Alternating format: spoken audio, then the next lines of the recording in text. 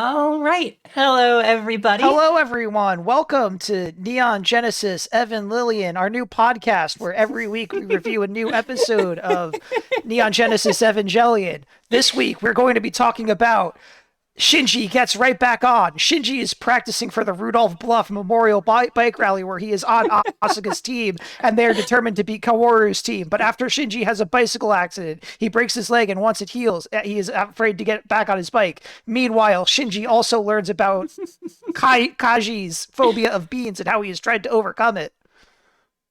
Did you have this ready to go? No, I just sort of, I honestly, I'll tell you exactly what I did. I thought of this great intro bit because we were talking about Griffin McElroy off stream for a second. I was like, oh, remember how the McElroy brothers do those great intros where they cop you out and they say they're going to do something else, but then they answer the questions after like 10 minutes? I should do that. Right. So I thought of our famous podcast idea, but then I realized I couldn't remember any Evangelion episodes. So I quickly flipped to the list of Doug episodes that I have open and just read one and switched the names out. Very nice, very nice. That's the genesis of this joke.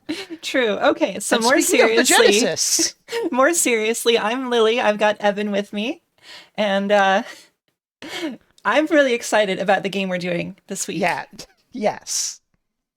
which is Sonic the Hedgehog 3 for the Mega Drive / Genesis. hmm This was like the big one to me when I was just a little one. Yes, this was my big game. This was my big it this is I think this is not the first game I ever played, but this is like the first game I ever played.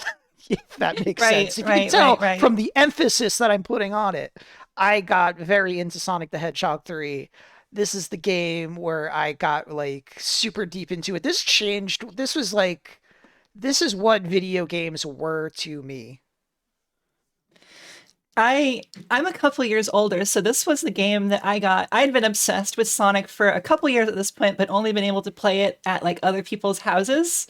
And when I finally got my own Sega Genesis in 1996, so when the console was already, on its way out, hmm um, I got it with Sonic 3 and Sonic and Knuckles. And so the first time that I had actually had Sonic in my house was Sonic 3 and Sonic and Knuckles. So I should actually say I'm misremembering and misrepresenting my memory a little bit. I actually got Sonic and Knuckles first, because basically, like, we had Sonic 1 before I was born, Sonic 2, that was also just like before I was even a conscious human, and I played those a bunch. Eventually, we got Sonic and Knuckles, I think when it was newish, um, but like Sonic 3, we got much, much later used at like a cheapo price, and the copy of Sonic 3 that we ended up getting was like it had been extensively game genied, so every single save file was maxed out. So you would lock it onto Oh, Thanks to thank you. its Oh no, my underscore friendo supplementary furry images follow. are covering the alert. Sorry about that. covering your great name. You're our friendo. But yeah, like I locked on Sonic 3 to Sonic and Knuckles, and it like blew my mind because there was just like maxed out save files with every single Super Emerald for every character, and I kind of just thought that was the game. I thought the game was just giving that to you, like they want like, okay, no, you should be able to just choose any level. You have gained Thank you. subscriber. Welcome, Rosoroso. Thank you very much. But yeah, I think specifically that experience is like why like Sonic 3 was so big to me because it instead of it just being like this linear game for me, like I was this world I could explore. I could go to any level, see any part of the story, and I still couldn't get past the Carnival Night barrel. But I thought that was like the point of Carnival Night as a kid. Actually, I thought you were supposed to get stuck there and like select ice cap to just like move on, Wow. reset the game and go Great. there. Great. Anyway, enough about me. Let's talk about Sonic's adventure continuing. Why don't we? All right, so as I usually do, I've pulled up the relevant story pages from the North American version of the manual. So let's see what the the story of Sonic 3 is according to the U.S. manual. So Sonic's adventure continues. Just as a pre thing here, I've read this one through already. This one is so much more clinical than the ones for the previous games we've seen. See if it reads to you that way. Sonic the Hedgehog 3 it takes place on the mysterious floating island, which holds many special powers. The source of these powers are Chaos Emeralds. In Sonic the Hedgehog 2, Sonic and Tails thought that they had destroyed the Death Egg, which was Dr. Robotnik's heavily armored ship. Instead, Dr. Robotnik managed to crash on the floating island. After learning that the island is able to float in the sky by harnessing the power of the emeralds, the Doc decides to steal the emeralds so he can repair his Death Egg ship. To obtain the emeralds, Dr. Robotnik tricks Knuckles, the guardian of the floating island's Chaos Emeralds. He also tells Knuckles that Sonic and Tails are the ones trying to steal the emeralds. Between battling the new types of badniks and trying to outsmart Knuckles, Sonic and Tails have their work cut out for them once they arrive on the floating island and search for Dr. Robotnik. So one of the weird things that you can kind of ignore it. I don't even know if this was like on purpose or if this isn't like how it's represented in the Japanese version of the manual or the story. It might be. Um, but I think the idea that they were going for here is that like the floating island had its own separate set of Chaos Emeralds from the ones that Sonic already had.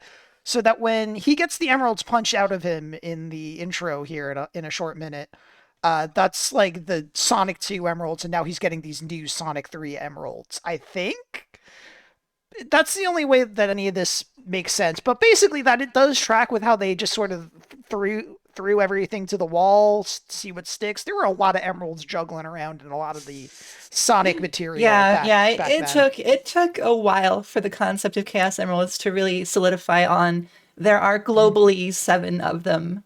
Mm-hmm. It was kind of Calvin Ball with the emeralds for a I while. also kind of want, yeah, like maybe they also like this could also just be like a the Japan side didn't tell the America side what the story was, but they don't reference the Master Emerald at all.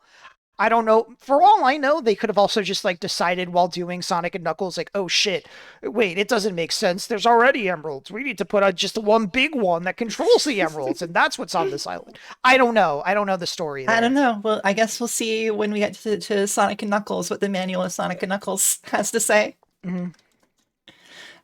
Which also you're going to need to remind me to do since we're not going to play Sonic and Knuckles by itself. We're just going to play the lock-on Yes. version when we get there. Mhm.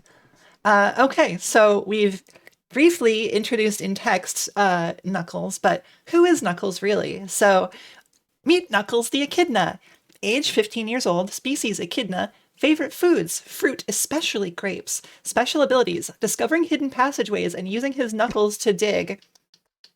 So I forgot that part. I remembered that he loves grapes, but I forgot that part. I wonder, do they make any mention of him gliding here, or was that like not invented when this was written? I did not loves pre-read this grapes. section. I found this right at the last second. So Knuckles was born and raised on the floating island, and he knows all of its secrets. He's strong, athletic, and clever. Because Knuckles knows every hidden passageway on the island, it's easy for him to block Sonic's path, create extra obstacles, set traps, and steal Sonic's gold rings, capital G, Oh capital man, R. even Knuckles is able to set up the deadly speed traps in this one. Long ago, an ancient civilization lived on the floating island. Before this civilization mysteriously disappeared, it left behind many secrets and mystical powers. Being the only living descendant of this lost civilization, Knuckles has become the guardian of the Chaos Emeralds, which are the source of the island's special floating power. Dr. Robotnik's Death Egg has lost its ability to fly after crash landing on the island. Having learned that the Chaos Emeralds can make his ship fly again, the Doc decides to steal the emeralds. But first, he must make Knuckles believe that Sonic and Tails are his enemies, and that they're the ones trying to steal the emeralds.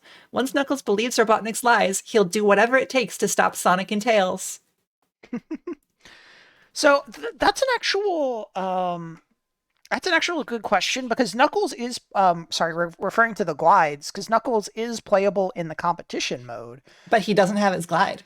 I don't. Yeah, does he not have his glide? He But doesn't. Tails He can has still Insta Shield. Tails can fly, but Knuckles Tails can has fly. Insta Shield. Yeah, so Tails is fucking OP. Yeah, pretty much. Actually, would you like me to just very quickly read the Japanese manual's text? Because I did pull that Yeah, up. sure, go for it. Because I did remember that this was vaguely interesting, and but I don't remember the content, so I'm just gonna read this live here. Translated from Japanese, translated by Windy. Thank you, Windy. This is on sonicretro.org/Sonic the Hedgehog 3/manuals. Okay. After Sonic 2's adventure, Dr. Eggman's fortress, the Death Egg, which was thoroughly destroyed by Sonic in the previous adventure, was just starting to crash towards the Earth.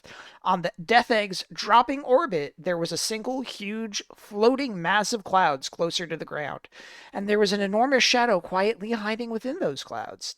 Towering mountains, spread out woods. That shadow was an island. It was a massive, quote, floating island that drifted through the sky. The Death Egg became a fireball and crashed hard into that floating island. The mountains tumbled, the woods were knocked down. That tremendous impact greatly slanted the floating island and gradually lowered its altitude. The floating island finally collided with the sea surface. The floating island caused large waves that one could call a tsunami to surge, but did not sink to the bottom of the ocean. Bearing the Death Egg, the floating island stayed slightly above the sea as if nothing happened. Sonic and Tails' journey. Several days later, on an island far from the place where the Death Egg and the floating island collided, Tails, a two-tailed fox, suddenly started catching a strong Chaos Emerald signal on the jewel radar he invented. That's interesting. They already had the idea of Tails like having a special emerald radar back here. As if they weren't already just the Dragon Balls. Tails is just Bulma. Tails is Bulma. It might have something to do with that giant tsunami that happened recently. Sorry, that was supposed to be in Tails' voice. I didn't really do much of a Tails voice there. It might have something to do with that giant tsunami that happened recently, Tails pondered as he headed to the beach where Sonic was. At that moment, Sonic, who was taking a nap on the beach, had found a small ring drifting along the shore. The small ring was carved with what seemed to be ancient letters. When Sonic picked it up, he remembered an old legend about a certain, quote, island. Long ago, back when the island was still part of a continent, people of an exceptional civilization lived there. That civilization built a peaceful and wealthy society by the energy of certain power stones. However, at one point, when a faction of elders tried to make the energy of the power stones theirs, they accidentally made that energy go awry. The civilization was destroyed in an instant and vanished from history. After this incident, it is said that the gods that came down from the sky restored part of the civilization as an island and released it into the sky with the power stones. The washed up ring and the legend of the island, driven by strong, unexplainable nostalgia, Sonic resolved to set out on another adventure. Last, Dr. Eggman's conspiracy. Dr. Eggman, who had escaped from the fallen Death Egg, was aware that the Chaos Emeralds were on the floating island. He could catch a signal of a huge Chaos Emerald from a crack in the earth opened by the Death Egg. Using that energy, it is possible to let the Death Egg fly out into space again. Dr. Eggman started building a base on the floating island at a quick pace in order to obtain the Chaos Emeralds. Then, he remodeled the animals into robots and changed the floating island's nature into a more severe one with an environmental change machine. Sonic, you're too late to come to this island. This time, by using the Chaos Emeralds, the world will be mine. The actors and the stage are all set. Sonic's new adventure will now begin here. All right. So yeah, that's a lot more detailed than what we got translated officially. Mm-hmm. So, but yeah, that is the official lore explanation for why the floating island is like sunk in the beginning, even though like the Master Emerald is still there. Because the Death Egg just pushed it to the ground because it's so heavy. And you will note there's a lot of little details like this that I'll probably get more into when we do a Knuckles playthrough, but most notably, this is a really subtle one. In Angel Island, Act 1, Tails and Sonic fly onto the beach with the plane, and there's like a beach, and it's just clearly very much in the ocean. But then when you play through Angel Island Act 1 as Knuckles, it's just like there's no ocean in the background, it's just the sky. It's a very subtle thing that they've removed. Like, you have to get very high up in Angel Island Act 1 to even notice the ocean in the background as Sonic and Tails. But yeah, there's a lot of really neat little details like that. Anyway. Yeah. Okay, so you ready to start playing? Mm-hmm. All right, let me hide these images and bring the game up on screen. All right, let's go. But yeah, it's wild to read that Japanese manual story because they basically had like the pieces of the Sonic Adventure 1, A Kid and a People story. Yeah, I'd forgotten that was all like there. So today we're playing Sonic 3 Vanilla, not locked onto Sonic & Knuckles, not any kind of modified version. This is Sonic 3, the cartridge as it was released in the US in 1994, completely untouched. We will be, as we do different runs of this, be playing different versions of it. But I thought to establish a baseline, it was important to play the exact version of it that I played with no changes. So, so here we go. This is the first one to have save files. With save files, so you can play no save if you want. Yeah. The save screen song is a bop. I love this song. So you can play as Sonic and Tails, Sonic alone, or Tails. So since this is the first time through, we're going to play Sonic and Tails, the classic. So let's go. So this also starts with a cutscene, which is the first time that happens. I thought this was so cool. I thought this was such a cool opening cutscene. And like, oh, he's Supersonic, but Knuckles like hits him so hard it knocks the emeralds out of him. How strong is Knuckles? Damn, Knuckles has got to be the most powerful. Yeah, okay, so here we are in Sonic 3. As you can tell, everyone got new sprites. Well, Tails' are just, like, sort of recolored. Well, he has a few new sprites with, like when he's flying. I want to say they redid his tails, because those are... His two special tails are a separate sprite. That's why they're animated constantly. Yeah, I think those are... his tails being different is what makes me feel like all of his stuff is different, because it's such a big part of his... he's the only... Tails is the only one who doesn't, like, have a little mouth modeled onto him now. Oh, that's true. Okay, so the other addition to this is that Sonic now has the Insta-Shield. Insta-Shield! So if you hit jump again while you're in the air, this little shockwave comes out of Sonic, and it increases the size of his attack. So if you could maybe see there that because I used that, I hit that enemy from further away than I normally would have. I never understood the Insta-Shield as a little Evan. I think I figured out eventually that you could kill the spike guys in Launch Base Zone with it, but like other than that, never really got the Insta-Shield hype. Yeah. I still don't really, honestly. Okay, so here comes our the W spin attack is what they call it in the Japanese manual. Weird. So here's this big pre-rendered if we pause it while the let's see. Well, that kind of looks like a W. It's wind. The W is for wind, probably. All right, so here's our first bonus stage. So in this game, the big stages that take you to the bonus stages, or the special stages, sorry, are just these big rings scattered throughout the stages. They're always in the same place. You can always go into them as long as you can get to them. So let's get blue spheres. Famous. Yeah, blue spheres! Famous gamer command. Here's that famous music that we've already heard from Sega Sonic Brothers. Yeah, we heard this last week when we were playing Sega Sonic Brothers. We saw the technically first time this song was put into a Sonic game, though no one really knew about it because that game was never officially released. So, yeah, the objective of this is to go around this 3D plane and pick up all these blue spheres. So as you can see, if you make, like what I just did there, if you go around the outside of a square shape of blue spheres, as long as it has an interior, so it doesn't work if there's just 4. But as long as there's an interior, if you have got all the ones on the outside, the whole thing turns into rings, which I didn't learn for a very long time as a kid. Same. I actually had that listed as one of my things I wanted to bring up. I think I didn't once you learn that, once you learn that, it makes them a lot easier. I didn't discover that was a thing until like I was like casually flipping through like the Sonic 3 manual in Sonic Mega Collection because it had scans of all the manuals.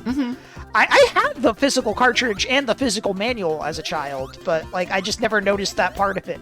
Yeah, I explains don't think that. I noticed that either. I'm not going to go off this ramp here because I want to stop here. And this is the introduction of elemental shields. Yes! So here's the bubble shield. So it replaces the insta shield in the air with this downward drop that makes you bounce. Yeah. So if you hold the button, you bounce back up basically to the same height you're at. If you don't, you just do this little boop. And this lets you breathe indefinitely underwater. So when we played the ports of Sonic 1 and 2 for that bonus stream a few weeks ago, we would have seen these in that also. But this was where they first appeared. This was a game that established their appearance and their behavior. Tails, you're not helping much here. He's trying to fight Sonic. He's like, I don't want the rock to be there. I like when the rock is over the hole. Alright, I'm gonna go this way, because if we go this way, we will waste this invincibility, but there's a 1-up over here. Yeah. They reused that little 1-up jingle in, I think, 3D Blast and Mania. I want to say it might even be in Sonic 4. I don't know why they keep using that one, but, like, hey, okay. So yeah, that was the eventual mini-boss of this stage, but you cannot kill it there. You just have to, Yeah, like, no matter you how many just- times you hit it, it doesn't die. You just have to watch it blow up the whole island. Damn. Alright, so- Close up! The checkpoint special stage in Sonic 3 alone is always just this gumball machine. So you bounce up, it drops various things, so it drops these black bouncy orbs, it drops the different bees or different types of shields. And the rings, I think the more times you pick up a ring icon in the same, like, time that you're in here, Rep! Rep restores the springs at the bottom. The more times you pick up a ring icon while you're in here, the more each one is worth. And whatever shield you get in here, you'll keep when you go out. Alright. There was like a Siva Gunner or something of that bonus stage music mashed up with One Direction, You Don't Know You're Beautiful, and that's all I can think of when I hear Oh, it God. now. There, Oh, wait, There- another one. I forgot about that one. Yep.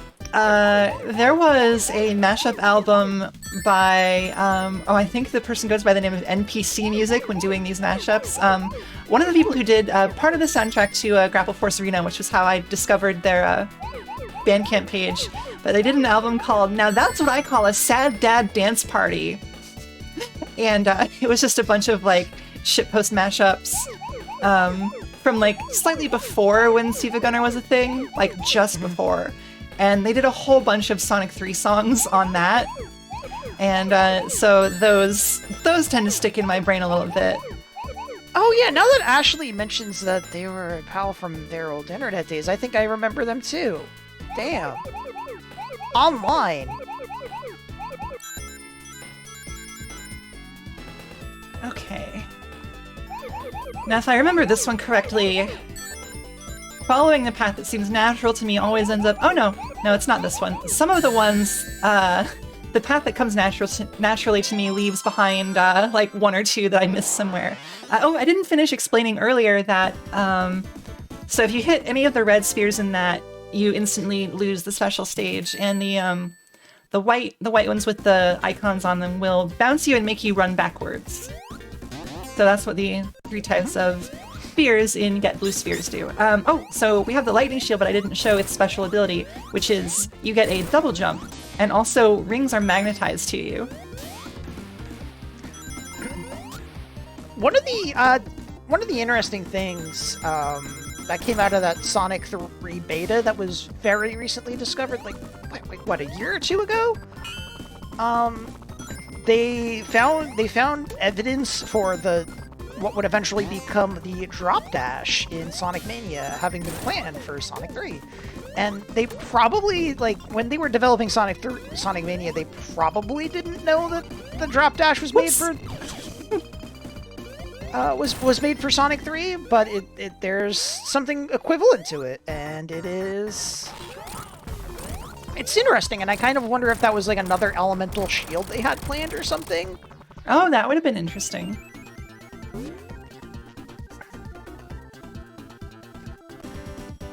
So that was the mini boss. If you have the fire shield there, so the elemental shields do afford you actual elemental protections, so fire can't hurt you when you have the fire shield. So you basically have nothing to fear from that mini boss if you have the fire shield.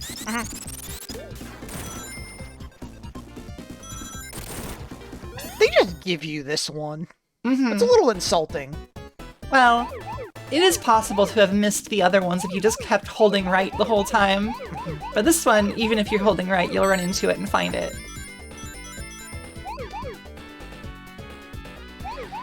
I have to say, and this is not a knock against you, but like, see, I've been doing the Blue Sphere stages in Sonic Mania again to try and unlock debug mode on my PC I am copy. ignoring all the rings, by the way. Yes, it's killing you get me. nothing. It's killing You get me. nothing but continues for grabbing all the rings in this one, and I don't need continues. So, but in Sonic Mania, it differentiates between just clearing the stage and clearing it with all the rings.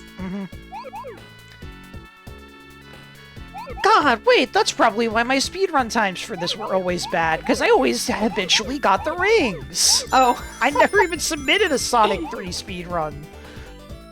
Because my times are always so bad. yeah, no, those are completely Don't optional get the in rings, Sonic 3. Evan! Why did you get the rings, Evan, from like 6 years ago?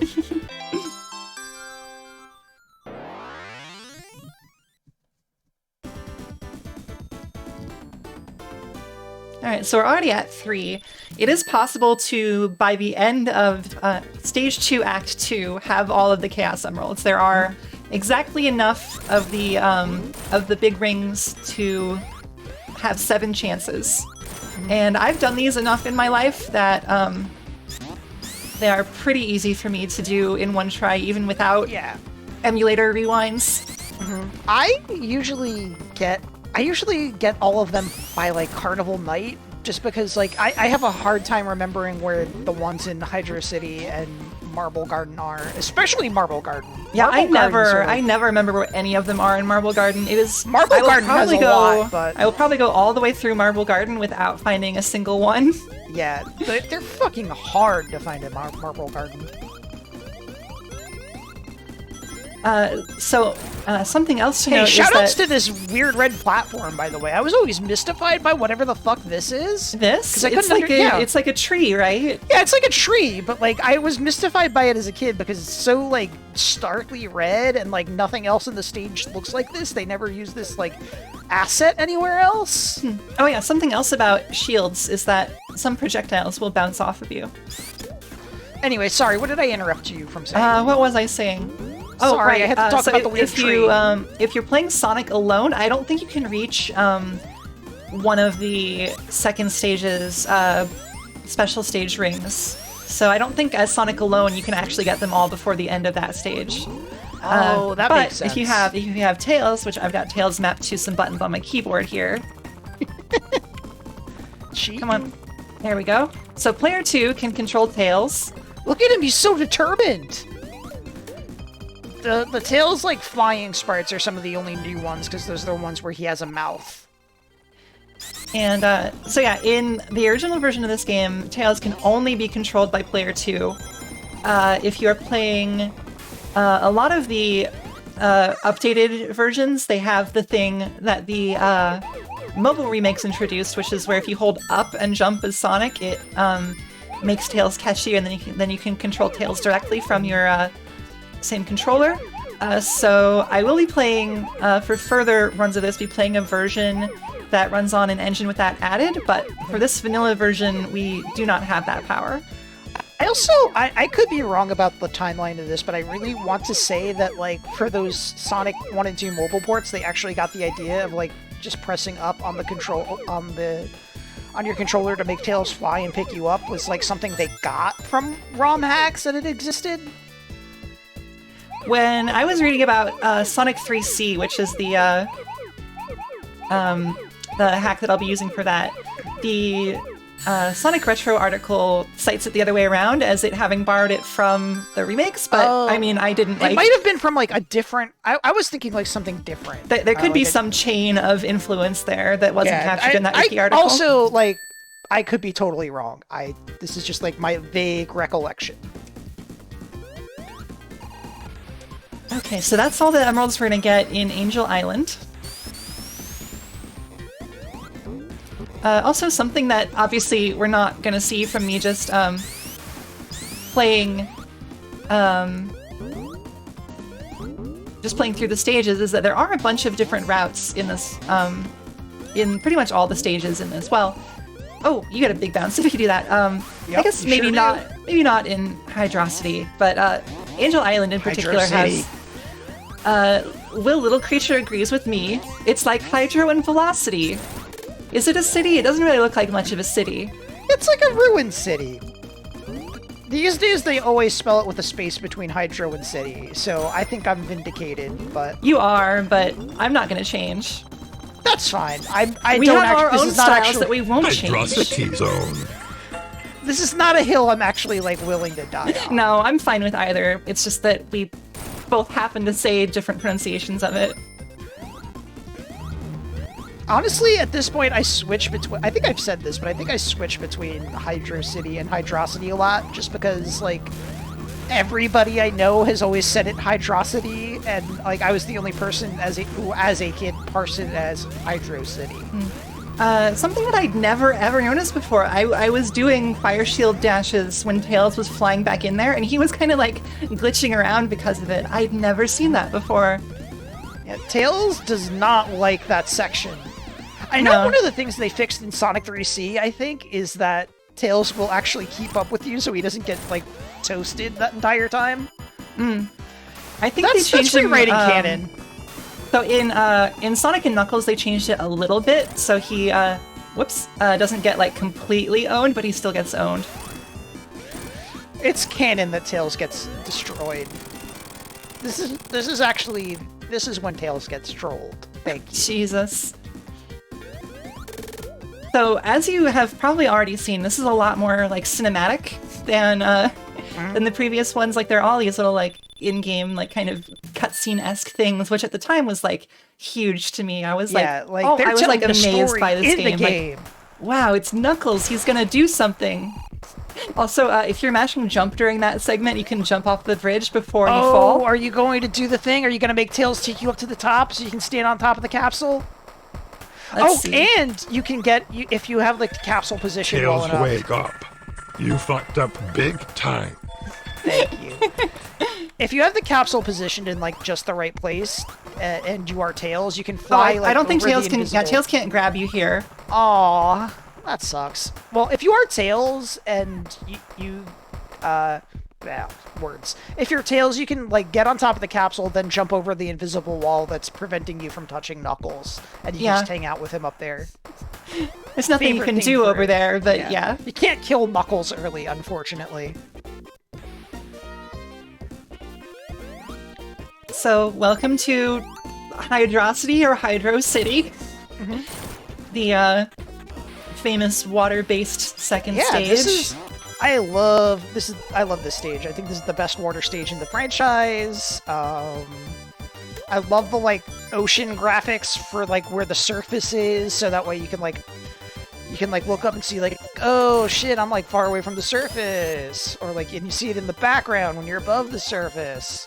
But it also makes all the water in other parts of the game, like the pools of water that are in Angel Island Act 1, look really shitty suddenly. I meant to point that out when we were in Angel Island 1, but we were talking about, I don't know, butts or something. Okay, now I think to get... What I always forget is where the... Zone. Okay, yes, here it is. There is a special staging room. Oh, you could get to it with the bubble shield. Okay, so you do not need Tails for that one as long as you have the bubble shield.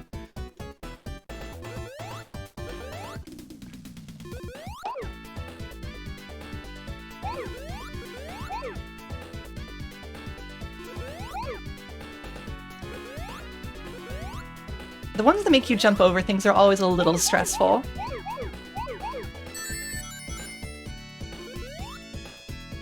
Yeah, I was very scared of jumping over those. It's not nearly as bad for me as it used to be, but it used to be just like hearing this music at all would like spike my heart rate. I'm into this song now, but there was definitely a point where like hearing it speed up would like traumatize me. Mostly, I think it was mostly from the fact that these were like super baffling to me as a kid. Mm-hmm. Once you actually learn the fucked up, twisted secret of these levels, then they're really not so bad to deal with. Also, mentioned in the chat, but I didn't mean to mention this, period. All these special stages have, like, palettes that correspond to a level in Sonic 3, I believe. And that one is the one we just did was supposed to match Flying Battery, I believe? Which is an interesting thing we'll have to get to later. Yeah. Flying Battery's not in this game. Nope, but it was supposed to be. Flying Battery was originally supposed to come, after Carnival Night? The cannon in Carnival Night was supposed to shoot you to Flying Battery, and then Flying Battery, when you broke that door, that was supposed to be Sonic Snowboard for Ice Cap.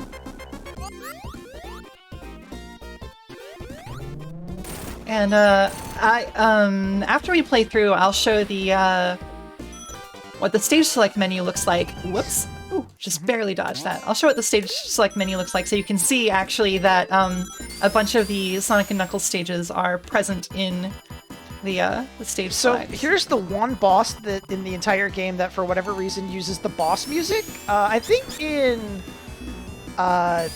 this is some sort of mistake. I think when you die, it plays the correct mini-boss music, but it's the mini-boss music that is later used in Sonic and Knuckles.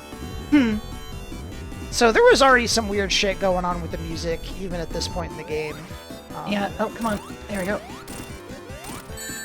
Oh, come on. Okay, thank you, Tails.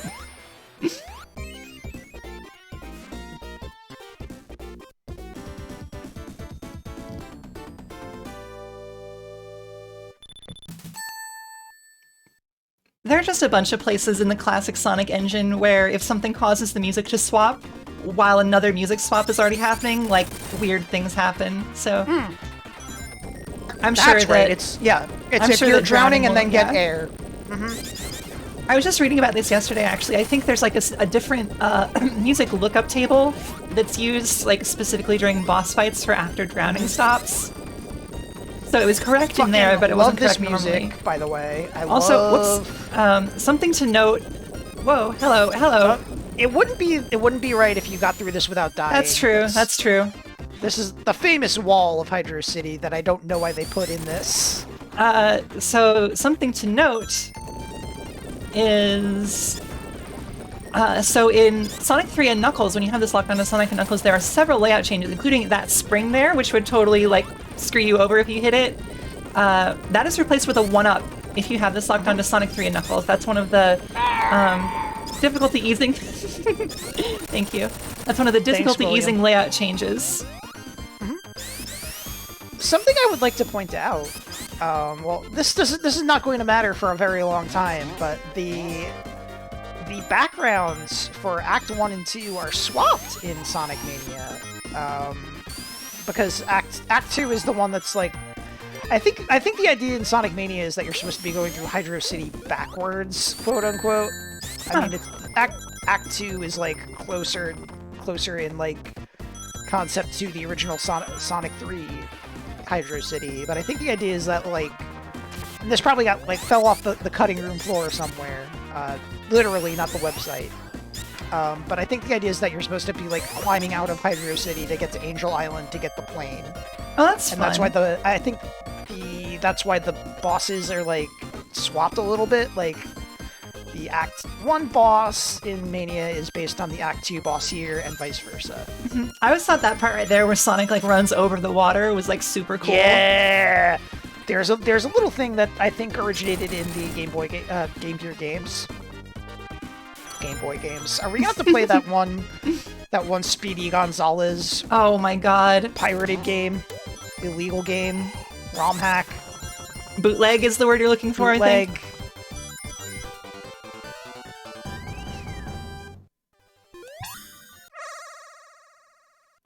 Sonic.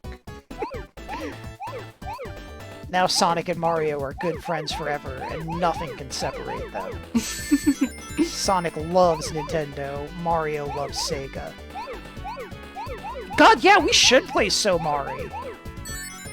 I think a bootleg night would be a good idea now that I mention it. Oh, we're gonna play Sonic Pocket Adventure for the Neo Geo Pocket Color. Don't worry, that's on the list. That's definitely happening. So I may have discovered a Sonic game I'd never heard of yesterday, and then immediately gone out and bought it on eBay. Do you want to tell the story, or should we save that as a surprise? Yeah, because let's just leave it at that. You're doing something very stupid, and I don't know if it's going to work, but if it does work, you've got an insane video game stream coming up. We shall see. I'll just leave it at that for now. It's a secret to everyone. It sure is.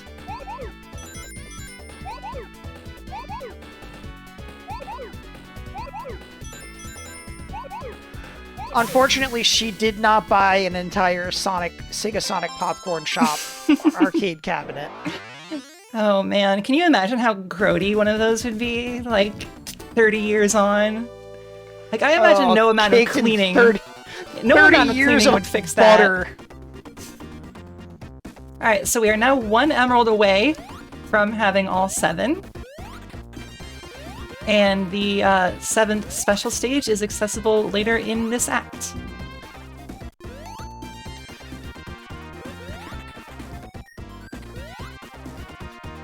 I think eventually, if you kept guessing, you would figure it out, but...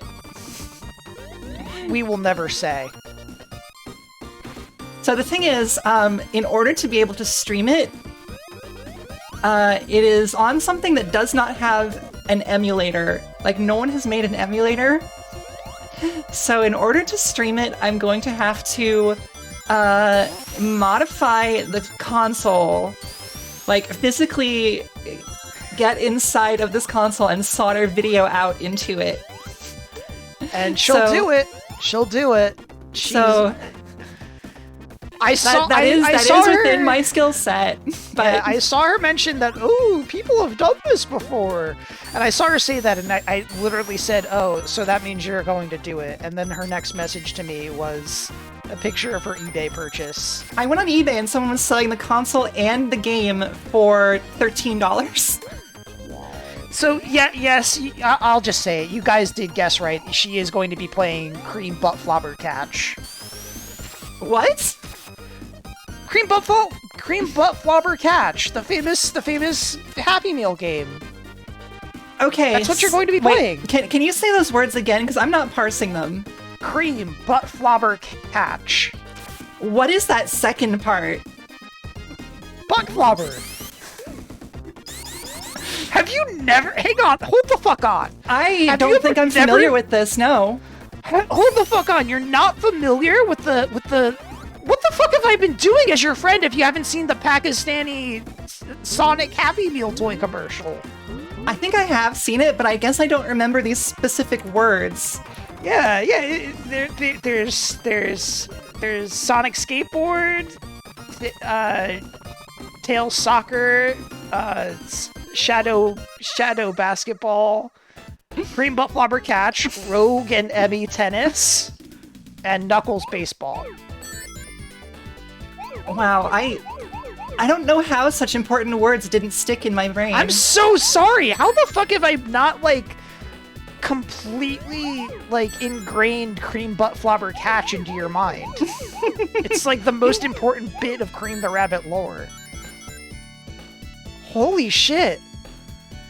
Camille in chat, thank you for invoking Cream Butt Flobber Catch, because I would never have known that she didn't know this.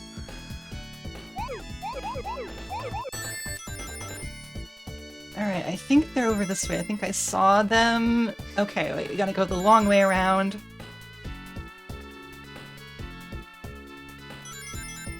Alright, over here, maybe? Yes, there they are. And there we go, that is 7 Chaos Emeralds. I'm going to send you an important GIF on Discord, and okay. I'll leave you to do whatever you want to do with it. Oh, yes. This is important historical material. Yeah, this is what Oh, wait, Cream we're Buff talking over now. Blobbercatch is Sonic from. can be Supersonic. Oh, wow, shit. Damn, you got it. Yep. We all did right. it, Reddit. I'm just going to pause the game here for a second while I deal with this important message that I was sent. Yeah.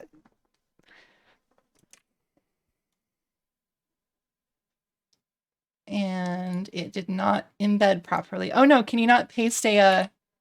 Oh, you can't put in a GIF as an image source in OBS. Oh, rest in peace. No. Well, never mind. Aw. Well, I'll just link it in GIF, chat. yeah, the GIF is, it's Shadow Basketball. Shadow Basketball is very important. I know Shadow Basketball, but I think I maybe only really remember that from the GIFs. Oh, so we do have Supersonic now, but you cannot transform into Supersonic when you have a shield. Oh shit, here comes Knuckles. Oh no, he's gonna make you fall! Whoops. I thought it was so cool. Actually, as a kid. I'm gonna try and show the glitch here. Oh, the glitch. The mad There we go. lass. There we go. And so if we break this, then we Can I get the break end of this? stage. We get this, but the boss fight keeps going, and because the boss fight is still going, the act doesn't end, and Sonic is stuck here wagging his finger forever. Tails is off doing the actual fighting while Sonic fucks her off to pose for the camera. I don't think Tails can actually kill the boss by himself. He's doing it! He's doing it! You can't tell me he's not. Okay, I'm gonna rewind, undo, All those noises are undo this Tails being timeline. extremely brave. And if you Noises. it is good noise. So if you jump over this and keep going, oh Tails, no, bad. Tails knows what you did in another timeline. So if you let's see, all right, the water's pulling me because the boss is doing the water pulling attack. If I get back Tails here, to grab me, Sonic! we can go past the right edge of the stage. We're now back at the very far left edge in the Horizontal looping. this Welcome is the to wall. Speedruns. This is the wall chase section from earlier, but the camera doesn't move. But if you go up, so you might have been able to tell that I fell down a ramp there. So I can keep going up the ramps here and like keep going, and you can actually go all the way through that segment until Not again! and you can keep going through that segment until you get to the point where you would have had to ride that little rising and lowering pillar thing up, and that's obviously not there because no objects are spawned in. Alright, I'm gonna rewind and actually do the boss fight now. I discovered that for the first time last night, and then realized it was a well-documented glitch, but I'd never run into it before because I very rarely play Sonic 3 like by itself. Yeah, It's just honestly, the code that's supposed to lock the screen to the boss arena. If you just move through here too quickly, it just does not trigger in time. It's like this is one of one of his deadly speed traps. okay, well apparently something I have done is just caused that to never want to go. So yeah, if you meet certain conditions, you will just stop the boss screen lock from ever happening there, and you can do that. Come on, Tails, you can do it. I thought this boss was really cool as a kid. Using his own weapons against him. When I was a little Evan, I would go to the lake that was by my Whoops. house. Okay, so now that we've died and we respawn, it'll be back to normal with the lock, I assume. Little Evan would go to the lake by my house, and when I was swimming around in there, I would splash the water with my hands and pretend they were bombs, and I was like fighting Sonic. Wow, you role-played as Eggman? That's fucked up and evil moments. I did. I thought it was cool that he makes the water move around. You could splash of water and it's just like, damn, that's just like what happens in Sonic. I'm 5. I'm age appropriate for playing Cream Butt Blobbercatch. Oh god.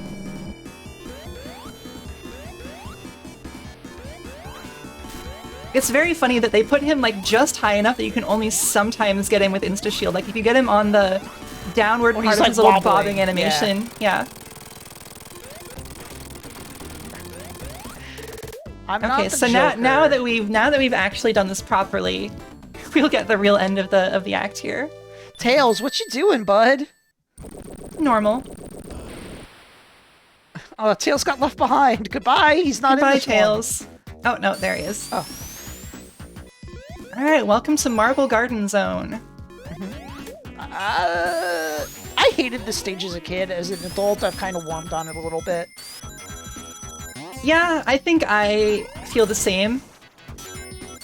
It's not like great. It's kind of, but it's like, I don't know. It's got stuff going on. I don't think it's that bad. I think I can appreciate its attempts at being cinematic more now that I'm not like annoyed by its like just the act of playing it.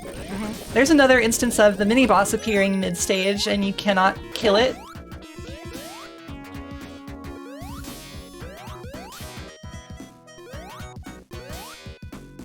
Oh man, this is one of those songs where as a kid I had my own like little, whoa, what was that? Did you, wait. Oh, yeah. I had lyrics to all the Sonic 3 music. I didn't even remember to talk about that. Yeah, okay, so this is an area where you can only get up it with Tails. Can't even get up with Knuckles eventually because he can't climb on spikes. As a kid, I had lyrics for Angel Island Zone where I forget what they were, but it was something about, I don't even know how you would have sung this. I have no idea how this song was like put together, but I had lyrics for Angel Island Zone that involved actor from All That, Nickelodeon's hit TV show All That, Danny Tamborelli. And the song of Angel Island was about him. I don't remember why, or I can't even think of a part of Angel Island Zone where you would work in the name Danny Tamborelli to fit with the lyrics, but this part right here is the part that I had lyrics for, and it was just like basically saying like he's Sonic the Hedgehog in different ways over and over again. I remember all the songs that I had. That I am not going to it's- perform it. Yeah, I refuse. that's But fine. I mean, I've already sung you my Sonic 1 songs, and True. those are fine. You've heard those. Those I remember. I just can't remember the Danny Tamborelli one. so I accidentally transformed into Supersonic, forgetting for a moment that I had Supersonic. Yeah, Supersonic. These are new Great sprites, music. right? These are different from Yeah. the Sonic 2. Yeah. Sprites. You can tell because he does that cool thing when instead of like pushing up against the wall, he's like doing that cool thing with his elbow. Oh, but his skid sprite, he becomes unsuper. Yep. Yep, there he is. It's the yellow Sega Sonic bro. He's back. He didn't die. Yeah. Oh, also, I was doing this earlier while you were talking, but I always love doing this. Yeah. For some reason, if you spin dash on one of these, it just bounces you around. Burt. Burt. Burt. And there are these little tops that when you run on them, they like carry you in a weird way, and you normally need them to break through certain platform or through certain barriers, but I think Supersonic can just break through those with his face. Some of them he can, some of them he can't, I think. Oh, maybe I'm wrong. Like that one. Oh, I'm thinking of like the Knuckles ones, because the Knuckles ones are arbitrarily the same graphic. Yeah. Avoid this ring. Also, Right. to answer Max's question, the weird air dash is something that is only hypersonic. Yes, the weird air dash is Hypersonic, who we won't be seeing because we don't get Super Emeralds until we lock on. Hype Sonic. Oh god. Delete this from me. So welcome to Marble Garden Act 2. I love this background. I think this is a cool background. I like this stage, honestly, like, a little more than I remember. I'm glad they didn't bring this back in Mania, but I like that they used all its stuff in Stardust Speedway. I think that worked out good. Here's Yet this another guy! appearance. So this part actually is really cool, I think, because like, I mean, it's really ambitious what they were doing here, which is like the stage is like destructing around you. It does it like more dramatically later on. It's like a preview of it, but I think that part's pretty cool. I I think I would like to talk a little bit about the music in advance, because I don't know if there's a whole lot to talk about in Marble Garden that we haven't already discussed until the boss. Yeah, go for it. And I will have a lot to say about Carnival Knight, so I would like to get this out of the way now. Go ahead. I'm just going to read from the Sonic Retro page on Sonic the Hedgehog 3's music and development. Because this is a mess. I think one of the things people mostly know about Sonic 3 is that the music is fucking weird as hell. Wait, sorry. We got the palette glitch in the super transformation. Let me see if I can catch it. Oh, wait. Ashura! Sonic's brother, he's back! There we go, got wobbling him. And he's back! Sonic's brother Ashura, there he is. I don't think this happens when you're locked on. I think it only happens on vanilla, but sometimes Sonic's palette during the Supersonic transformation glitches out and he becomes almost the same palette as famous Ashura Sonic's brother glitch from Sonic 2. Sorry, please continue. Oh yeah, I feel like I had something else to say about... God, I'm blanking. Hang on, let me look through the chat real quick, because I feel like I'm blanking on something I wanted to mention. Well, whatever. So, Sonic 3's music, this is like the thing I think everybody knows about, but it's also a lot more complex and like not as clear-cut as I think is commonly known. Like, the thing everybody always says is, Michael Jackson did the soundtrack to Sonic 3, and like, that's not necessarily true, but it's also not untrue, and it's very messy, and it kind of gets to me a little bit how much that's like misrepresented. So it's basically not understood how much of Sonic 3's soundtrack is actually owned by Sega, and it seems like to this day there are a lot of legal issues around Sonic 3. They really don't like trying to re-release this game with the original soundtrack, at least. Nope. Well, they don't like re-releasing it, period. Like, they have not re-released this. The last re-release of this is the Steam version that is playable. That was, like, early 2010s? Like, 2011, 2012? No, later than, like... I think it was, like, 2011 they put this on Steam. And that's, like, the most recent time they've re-released this. Any other time, they don't put out, like, Sega Ages versions of Sonic 3 and Knuckles. They don't fucking... whenever they do any, like, Sega Genesis mini consoles, they never put this on it. They put every single Sonic game, except for this, on, like, all their re-releases. There are a lot of complex reasons for that. So... well, I should let this boss play out first. Oh yeah, this boss fight is really cool. Yeah, this is a very interesting boss. You're going to do it with no rings. If you don't, like, destroy him instantly. He's got, like, one hit left. Yeah, I think he's got, like, one hit left. And out of rings. Okay, alright, Tails, you gonna pull me up here? Where are you, buddy? Tails? I'm still on the ground? I was able to push the jump button and jump. Now this boss is cool and ambitious and also a little buggy. Wait. Oh, did he actually collide into you? No, I had already killed him. I'd hit him 8 times on the ground, I think, and he had to play out enough of his stuff there. Okay, except I am completely, like, unable to do anything here. Tails is unable to do anything here. And the timer has stopped, so we will not time out. Time to rewind. No, if we reset the game, it might have updated my stage to... it might have updated my stage on the save file. You can rewind through a soft reset in this emulator, so I can just rewind if it didn't. Okay, it didn't. So I'll just rewind and I'll save that last... I will stop before that last hit on him. And maybe give Tails a chance to actually come and catch me. That is the thing I forgot that I meant to say. I had honestly not remembered how buggy the original Sonic 3 was. Original Sonic 3 is very buggy. Like, they fixed a lot of stuff in it in Sonic and Knuckles. I had no idea, like... Well, it's just been so long since I played this unlocked.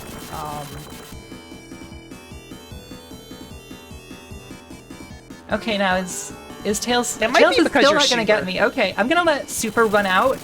before I come into the boss arena then. Okay. Yeah, there. this is all. So I'll like let Sonic Super run 3, it right here so I can pick up these rings. Sonic 3 had to be rushed extremely out because they had a February 2020, February 1994 Happy Meal promotion lined up with McDonald's, and they had to get this game out in February in order to be able to have the Happy Meal toys of Knuckles, where he's on his little cloud. And that's basically the entire reason this was split into Sonic 3 and Sonic and Knuckles. But yeah, there are we gonna... I guess we can't really talk about it, but there is, like... there is a very funny glitch that you brought up to me yesterday regarding Tails in Ice Cap Zone that I had never known about. I didn't know about that either until I hit it. So while doing a tech test last night, I decided to play as Tails since we were going to be playing Sonic today. And I ended up doing a full run, and there's a really funny glitch in Ice Cap Zone that happens specifically because of a flag that gets set on the level for Sonic doing his snowboard intro, which Tails doesn't do. Yes. Which then causes Tails to, if he reaches a certain point in the stage without having gone into a special stage or a bonus stage, he will just die. Just drop dead. Ice Cap has that, like, I think pretty well known. It has that vertical loop section where you slide down infinitely until you get off to the correct side. Tails, though, will just die if you just, like, gun it straight from the beginning of the stage to that point to, like, the vertical loop, because for Tails it's set to be as if he is just hitting a bottomless pit. The vertical looping flag on the initial run is set during Sonic's snowboard sequence at the beginning. Since Tails doesn't do this, that flag is not set when Tails enters the zone. So if he does not leave the stage through a special stage or a bonus stage, his flags are never properly set. Apparently this is mentioned in the manual. Yes, the manual, which so Sonic 3 is the game that famously brings up, remember, watch out for Dr. Robotnik's deadly speed traps that might trap you in a wall. If this happens, you'll have to reset the game. As if this was like a feature, which I still love. I still love his deadly speed traps. We couldn't fix the game, so it's a feature. But for Tails, in the manual, in the Ice Cap Zone and throughout the game, avoid having Tails get stuck in passageways or caught in traps. Have Tails activate star posts or enter into a special stage as quickly as possible. So they literally knew what the bug was and couldn't fix it in time because they specifically invoke how you're supposed to not suffer that problem. But speaking of deadly speed traps, though, welcome to Carnival Night. Yeah. I love the Carnival Night song, actually. In spite of, like, always hating clowns growing up, I've mellowed on them as an adult, but... You're a big mime liker now. This is a breaking point between us. I always liked this song, and also the famous, like, trivia fact about this is that it has that bit from Jam in it. Mm-hmm. Michael Jackson's Jam. Ashley. I said Ashley. Oh, that was fun. Did you... I saw it. We got pushed into the wall in a very weird way here. These barrels are actually surprisingly, well, maybe not surprisingly, but exceedingly glitchy. Okay, so there's a path there that you can only go up with Tails. I am actually not going to bother having Tails. Glitchy, per se? I think what's going on is that they think you're supposed to be able to, like, roll around or walk on them because you're hitting them at a weird enough angle. You can also, like, really glitch them out if you, like, push one, like, the ones that you can push up and down, if you get one of those, like, wobbling really wildly, and then you do a super transformation along its path, like, weird stuff happens. So yeah, I mentioned this when we were playing Sonic 2, but I thought that, as a kid, I thought that there was some sort of connection between Carnival Night and Mystic Cave, because both of their songs have that little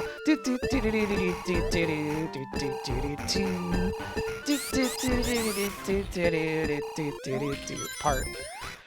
I thought this was supposed to be like, oh shit, Robotnik built over Mystic Cave and made it a carnival. Oh man. But, I guess the echidnas just had a carnival, the ancient echidna civilization. Oops, I did not mean to transform there. Sorry that I have now replaced... Actually, no, I don't want to replace Carnival Night with Supersonic music. Oh, Come on.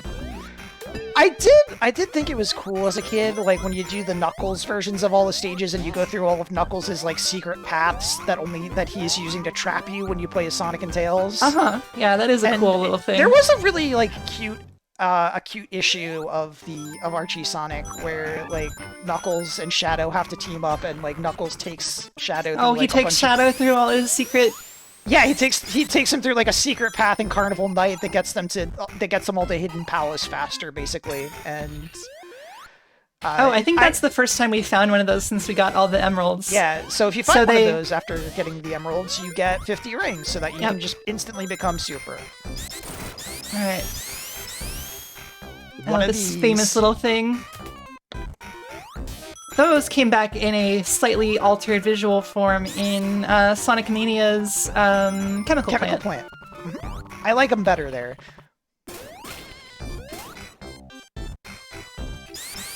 Because they're a lot more like visually clear, and they also have those like Metallic Madness, like choose which way you want to go junctions. Mm-hmm. Yeah, also, I just want to point out that I really like the background here. Yeah, we're kind of too far above it right now to see the interesting part, but there's like a whole like neon city back there, and I just love like old pixely depictions of neon cities. Sonic 3 it's very interesting because it really like here now we can see it better here. All of its stage designs are very, very much new to Sonic. Like it isn't just doing like twists on old like ideas. Like Sonic 2, as good as it is, like most everything it does is like either you have like the industrial stages or like you have things that are just sort of not necessarily retreading, but are very close to like things that they had done in Sonic 1. Like Carnival Knight is like it's a very like unique twist on like the idea of like a casino stage. They had never done a like snow stage in like a mainline Sonic. I think they did do one in Sonic Chaos, right? Oh my god, I'm blanking. Hang on, let me look that up. Weirdly, what the stages actually were in the Game Gear games did not stick very well in my brain. Okay, no, they didn't do it. They did not do a snow zone in that. Strategically transforming into Supersonic right before the boss, so the boss music overrides the Supersonic music. So you have to make this boss's own little projectile thing bounce into it, and you make it vulnerable by just like hitting it, and it goes into this like extended mode. Yeah, Triple Trouble is the one that did the snow. That's the one that has Robotnik Winter Zone. Okay, well we haven't done that one yet. Yes, spoilers. There's a Robotnik Winter Zone. That was interesting. You could see the moment that it changed from being like terrain to an object or something because he stopped balancing on the corner. It's very clever how they always like have all the mini bosses happen in these like cave areas where there's like a foreground sort of background, like a different background layer in front, so that way when the act changes, they can hide that and show you, ta-da, it's a new background. Yeah, I always thought the way that the acts like physically connect to each other, and this was really cool. Yeah, same. All of the little like scenes that show you getting from every level like put this so far above Sonic 2. Yeah, just like presentation-wise, they went like so much further with this one. Which, So, I mean, they welcome did to- have like a whole engine to start from, so... So, welcome to what I think is like one of the worst stages in all of the classic Sonic games. Like, in an objective sense, I don't even know. Like, even if you know that the trick of the famous barrel, which we're going to see soon, I think this is just a very, very bad example of a Sonic level. So the thing about Carnival Knight Act 2 is that it is very, very linear, and it has a lot of choke points, which is very unusual for Sonic games of the time. There's a lot of places where the level design forces you to be. It forces you first to like go through like well, to start off, like almost everything, there's only like one, maybe like two ways to approach everything in between those choke points. But Whoa! that's not supposed to. Excuse me? So yeah, here's another thing that I hate that I was not going to mention this yet, but like if you ever try and do the barrel trick to like get underneath a barrel or whatever, there's nothing down here. Like they actively punish you for trying to do the barrel thing on any other barrel but Oh, this that is barrel. very funny. So like it's just every time it shows you one of those barrels, it like actively like punishes you. It does not want you to be doing this. On other ones, the barrels will like crush you into a ceiling if you try and do it. It's only that one particular barrel that goes up and down that is like the one you want to do the funny barrel trick on. But you have to because you're locked into that room. So with Carnival Knight, you are Oh, is this forced- one of the ceilings where you can get stuck in it if you... Yep. Oh, wait. No, I need more speed. Yeah, it's If you got go a lot into of this shit. corner with enough speed, you can get stuck in that Sonic ceiling. the Hedgehog found in prison for barrel crimes.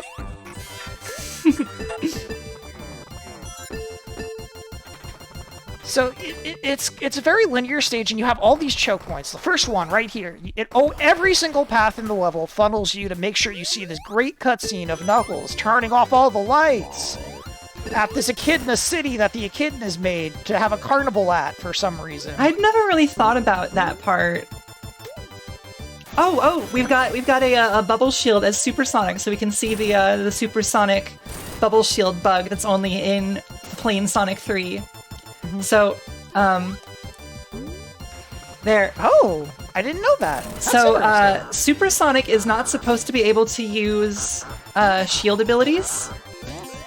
But with the bubble shield, due to the way like certain internal flags are written in the game, the part of the bubble shield's coding that will make you bounce if you're holding jump while you hit when you hit the floor will still go off when you are supersonic if you hold jump while you're in the air. So you can't do the downward like dive, but you can do the the floor bounce part of it. I didn't know that. And Again, they a lot of fixed things that. I didn't know about. Yeah, they Unlocked fixed that Sonic 3. in Knuckles, in Sonic 3 and Knuckles. But yeah, we're coming up on the second thing that the stage forces you to see at all costs, which is the switch to turn the What? lights back. Aw, yeah. That was a weird squish. So the stage forces you to see Knuckles turn the lights off. It forces you to see the switch that turns the lights back on. It forces you to see the barrel. And then, after all that, it funnels you into the boss. So there's, like, no variance in, like, the stage design. It's a very annoying, very, like, cluttered stage. I don't like the way it, like, puts that spike there to just absolutely force you to turn on the lights. God forbid the lights stay off. Yeah, I think...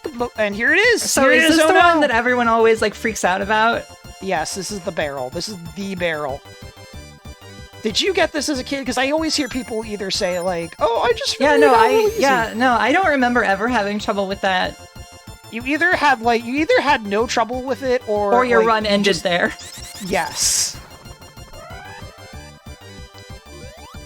But yeah, it's a very, like, cluttered stage. It's a lot more tight and, like, claustrophobic isn't a adjective. Cluttered, tiny, cramped. Cramped is the word I'm looking for. It's just, like, it feels very unsonic on top of the fact that there's just, like, it's very, like there's just not a lot going on in it. Though there is this So- part where you get to go very fast for a Yeah. moment, which does feel cool. Oh no! He's tricked you, and now you're going up instead of down!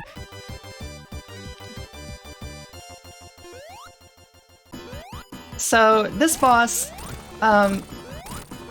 is very easy with Supersonic. I'm gonna let him do his thing before I kill him. So he drops that This ball. boss is really stupid conceptually. Like, what the hell is Yeah. he doing? He, like, dropped magnetizes the ball, I'm going to electric which the pulls ball! you in, and then he comes down. And normally you can only jump high enough to hit him safely when he's coming down to pick up the ball. I did electricity to the ball, Sonic! Did you like it? God.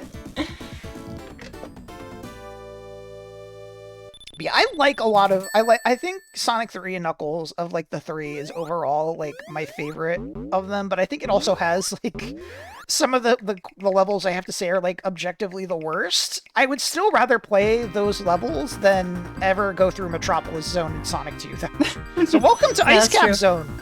Oh, this part was so epic gaming moments. Oh man, this is so badass! Sonic is so cool. Look at him snowboarding. Oh shit! Oh, he fell off the camera, but he's back. Oh, wipe out.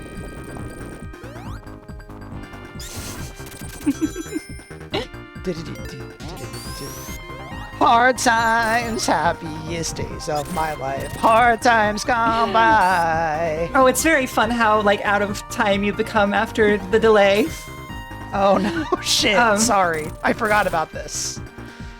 So yeah, this song, it turns out, came to light very much later that, some of the, it wasn't like the whole Michael Jackson worked on the Sonic 3 soundtrack thing, like, yes, he was involved, but also so were like a handful of his collaborators. His music team, yes. Yeah. The people who made music with Michael Jackson are much more responsible for the music than Michael Jackson himself, which is why you know, like, those similarities to the to like various Michael Jackson soundtracks are like it isn't that like Michael Jackson like had like all these songs planned out and just put them in Sonic 3 first. Like, it's more like his like music team reused some ideas later on. Like, yeah, so this song in particular, he wasn't sitting on Strangers in Moscow for a bunch of years or whatever. Yeah, so I think it was his keyboardist, I want to say, from this group of people, was in a band called the Jetsons with a Z or a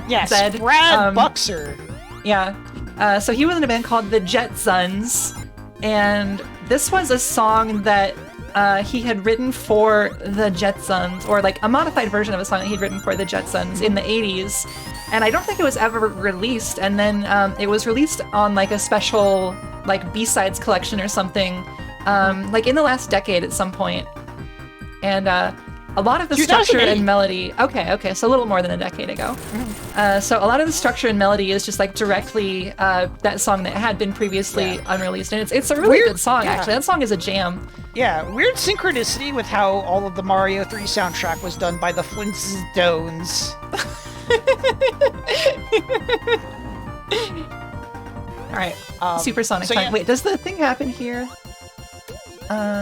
Okay, no, it doesn't. When you're hypersonic in 3 and Knuckles and you stand under one of those little ice things, it glitches out the music a little bit.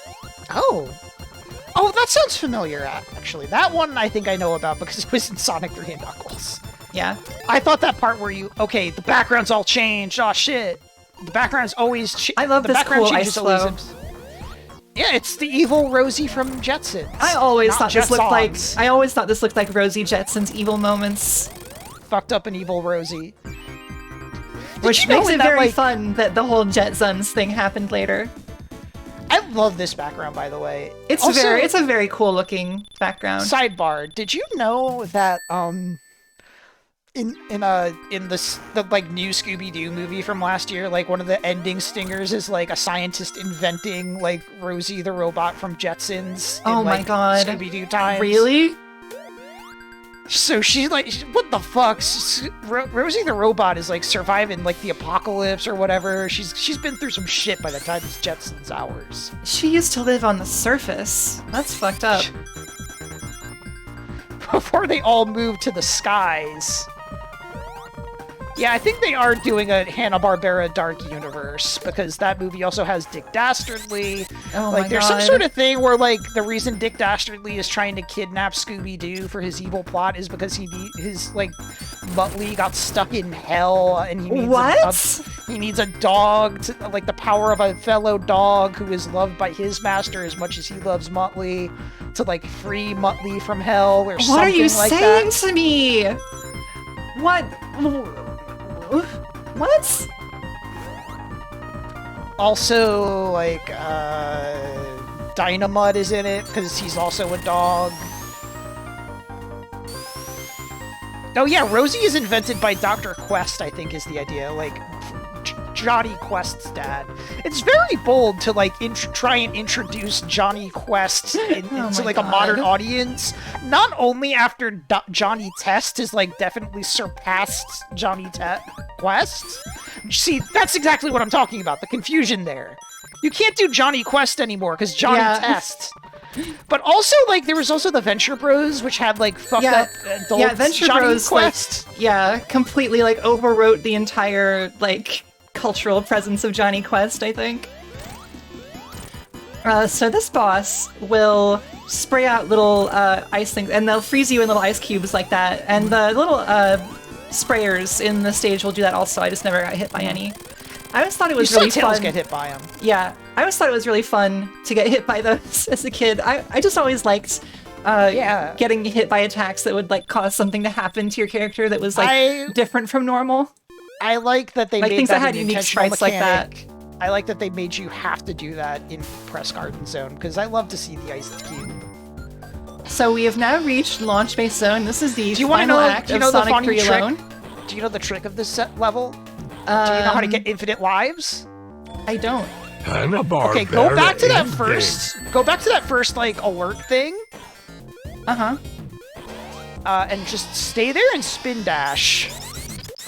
Just stay there and spin dash, and these guys will keep flying into you, and you're going to keep getting a billion combo points, and just eventually it counts as a combo if it's the same spin dash. I never realized. Alright, we'll do this until we get, like, one, just to show it. Yeah. This was my patented trick as a little Evan, because this... Actually, I can probably suck hitting the button. Eventually, like, there's like, some sort of, like... There's, like, some sort of, like, overflow thing, or maybe it's intentional, but I can't imagine that they'd actually expect you to get this many in one attack. But, like, eventually it starts giving you, like, 30,000 points or 50,000 points or some absurdly high number per guy you hit. But, like, only after a while. Which is really weird. Okay, I see now that we're getting, 10,000 points per, and eventually it shoots up, I'm pretty sure. And you get an extra life every 50,000 points. That's very funny. This was Baby Evan's little life hack. Life hack. Right, literally, I'm done. thank you. Done.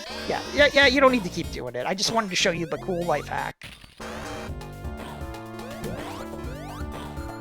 So you can see in the background, there's the Death Egg. Yeah, it's being rebuilt. I don't know if, like... I never quite understood if this was, like, something that already existed. Oh, here's the elevator, the famous elevator! If you're Tails, that elevator takes you up instead of down, and it sends you to an entirely different part of the level, and it's the only thing in any of the classic 3 Sonic games that, like, is a Tails-only path, aside from, like, things that are, like... You're supposed to like fly up it, which can still like be like crimed, or like you can do it as like Tails holding Sonic. That elevator is the only thing that only Tails alone can do. His own special little part of this zone. Eggman saw Tails coming. He was like, "Oh shit! I gotta get that! I gotta get him out of here! I know. I'll send on a different elevator." Oh, good. I have to take care of the biggest threat here, Tails.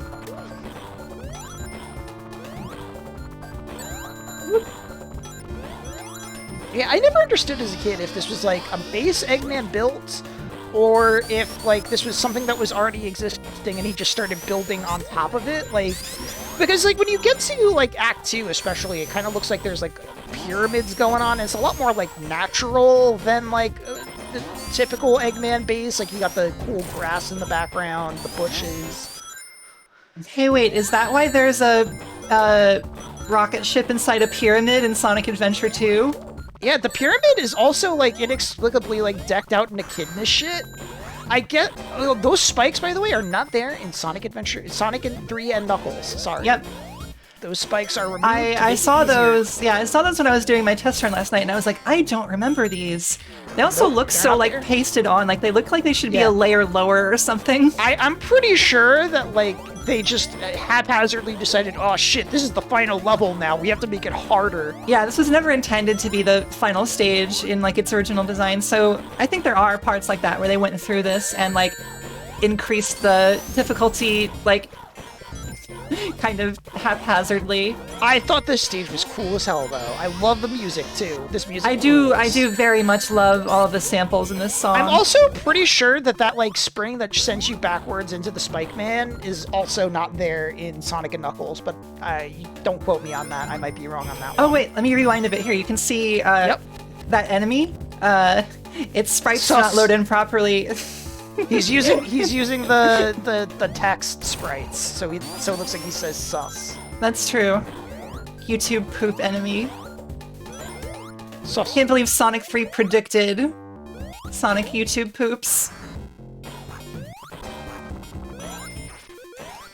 I feel like I was saying something else before I got distracted by dying. So yeah, the last 3 stages, Carnival Knight, Ice Cap, Launch Base, those are all the ones that are like, have some weird legal tie-ups with them. Launch Base in particular has a very like different sound. Well, they all have like a similar sound to them, those 3 stages, but this one in particular just really stands out to me. So I never actually got around to reading the whole thing about Sonic 3's music because we were very distracted and had a lot to talk about. Also, I remembered the thing I was going to say. Oh, yes, first. Which was, I was pointing out in like Sonic 1 and Sonic 2, every time there was like something that I thought was like really cruel stage design. Turns out there was a lot of that in vanilla Sonic 3 as well that I'd forgotten about because a lot of the cruel stuff they took out in Sonic 3 and Knuckles. There are a lot of springs that'll send you backwards to your death, that kind of stuff. Also, right here, I'm going to rewind for a sec. So, right here, this appearance of Eggman. So he will not leave until Sonic like touches the ground above a certain height. And if you take control of Tails here, you can technically hit Robotnik 256 times. He will pop like a badnik, and the rest of the stage will be broken and uncompletable. Yeah, I think he even releases an animal, too. He does release an animal. Teacup! Teacup! Teacup! I thought this was so cool as a kid. Knuckles has committed terrorism. Well, he's committing terrorism against his own house. I don't know if that's terrorism anymore. If you throw a bomb in your own house, are you, like, doing terrorism? I suppose it could be legal if he owns the house. Yeah.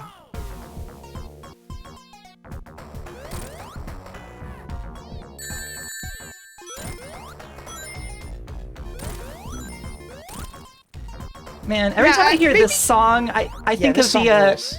It does rule, but I always think there's on that album I was talking about earlier, there's a mashup of that with a Nicki Minaj song. So I just always think about that Nicki song during that song. So, all right, so now we're in where the background of Act 1 was, because it's a lot more like ruiny looking here. We're closer to those cool pyramids that you could see in the background in Act 1. There's water, which was also in the background in Act 1.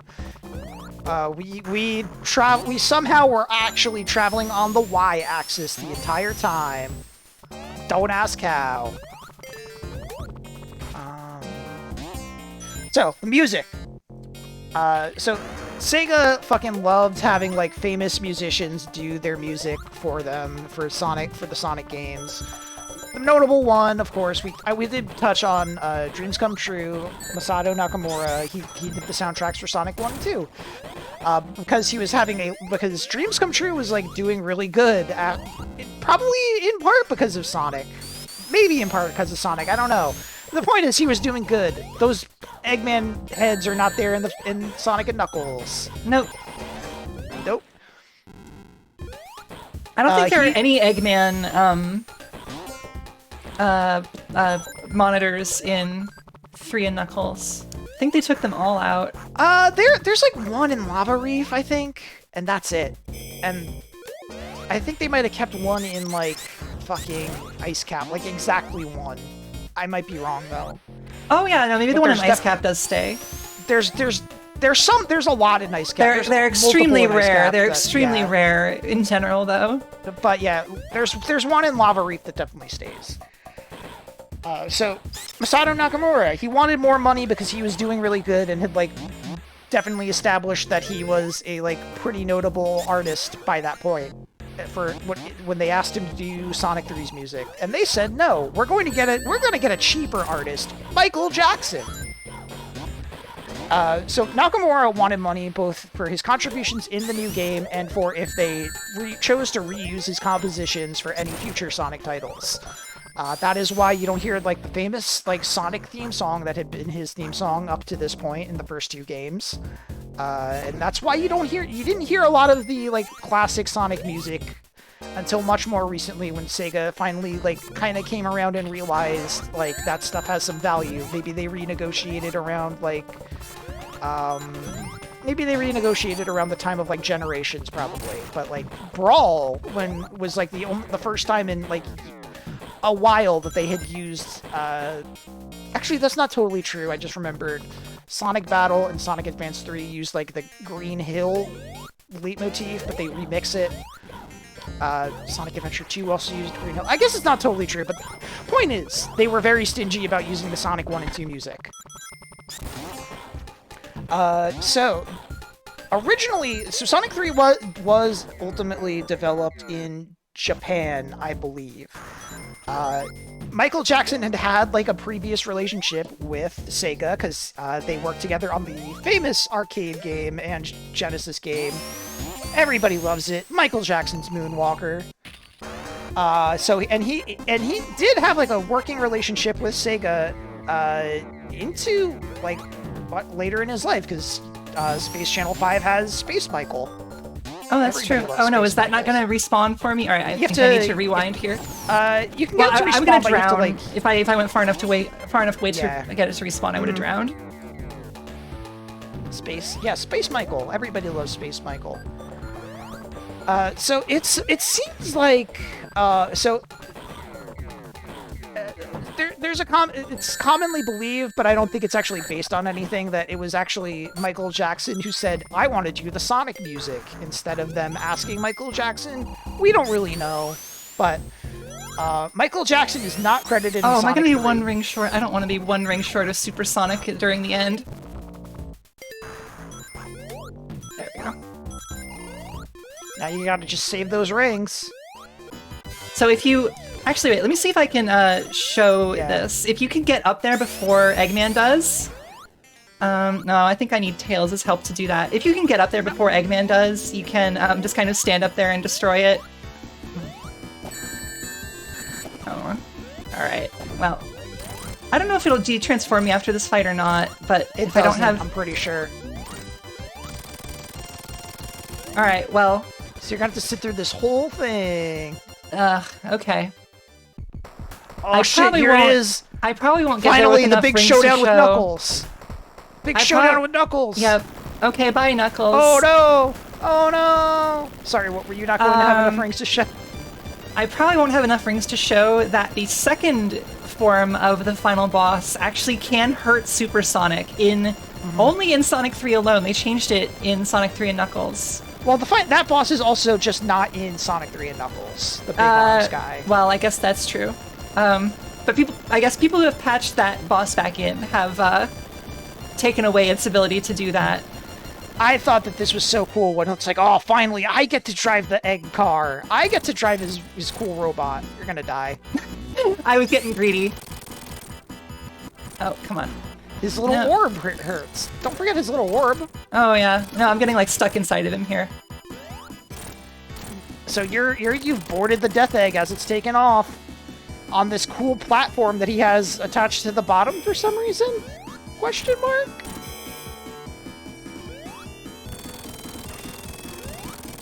Okay, that was the first form. Now he's flying up through the background. I like that he's got that little dome so that way he can breathe because he's high in the atmosphere, but Sonic doesn't have to worry about that for a reason. And now here comes this. The final boss of Sonic 3. He's gonna grab you. Here's that cool music. I love this music.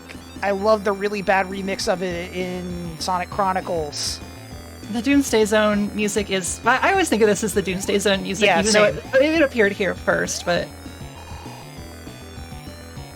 So that's basically all that this boss does, is he does this fly across the screen twice thing, which is when you can hit him, and then he will fly in above you and try to drop down on you, and then he'll go around on the bottom part of the stage. And then as a kid, I hated this. I didn't like this because it bugged me because I was trying to think like, so oh no, Eggman, oh no, oh no, oh no, oh no, oh no, dead. So I'm not going to rewind through that. I'm going to let that stand. As a kid, I thought that it was stupid because Eggman, he's flying in front of the foreground and Sonic's standing on a platform in the back. So when he's like flying back and forth with his spikes, that shouldn't be hurting Sonic unless he's like clipping through. That's bull honky. I'm not allowed to cuss because I'm 7. Why did that hit me? Why you're hitting? You're destroying it before he's even showing up.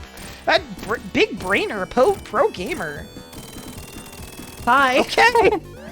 Eggman didn't feel like coming to work today. Oh, bye, Tails.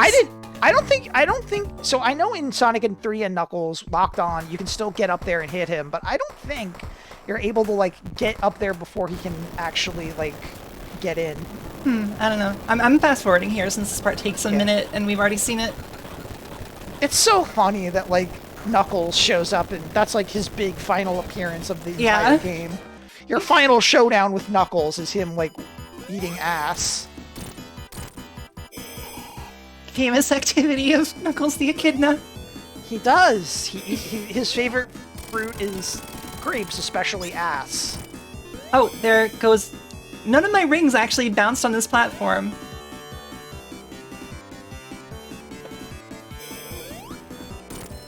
I wonder if that was bad luck or if it's actually coded like that.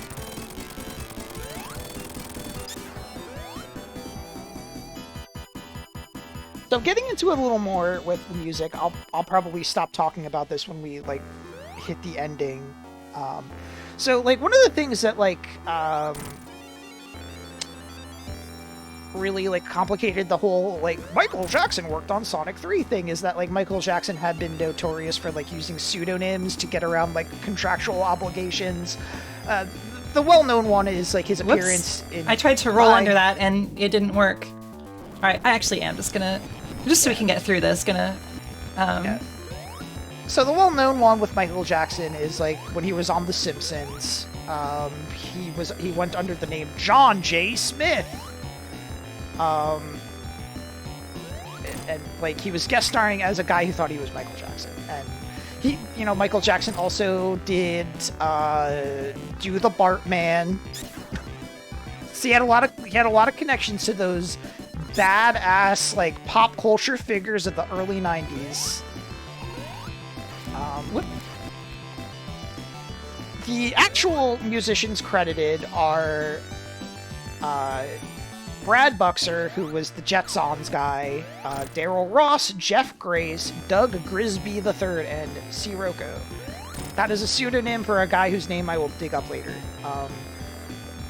But there's also a bunch of people listed under the Sega Sound team who through various amounts of deduction, we can figure out that they also did music for this. Those people most notably include Jun Senue, who widely believed to have done Angel Island Zone. Won't officially confirm it himself, but probably did it. He eventually went on to be the Crush 40 guitarist who everybody loves. I actually did not realize. I'd never heard that. I didn't realize that Jun Senue had worked on Sonic as far back as this, potentially. Yeah, this was his first. Well, he definitely worked on this, and almost definitely is responsible for Angel Island, but will not officially confirm it himself, probably because of some weird legal reason. Because of what a mess it is with the Sonic 3 soundtrack. Is that a piece of debris stuck by Sonic's face there? I think what that is the graphic for the chair in the egg car, because that was appearing in front of Knuckles, too. Huh. Oh, it's like it was stuck to him. Oh god, his like face. What happened to his like muzzle? So listen to this great song. This is only in Sonic 3 Unlocked. It's got those famous Michael Jackson style samples in it again. Credits.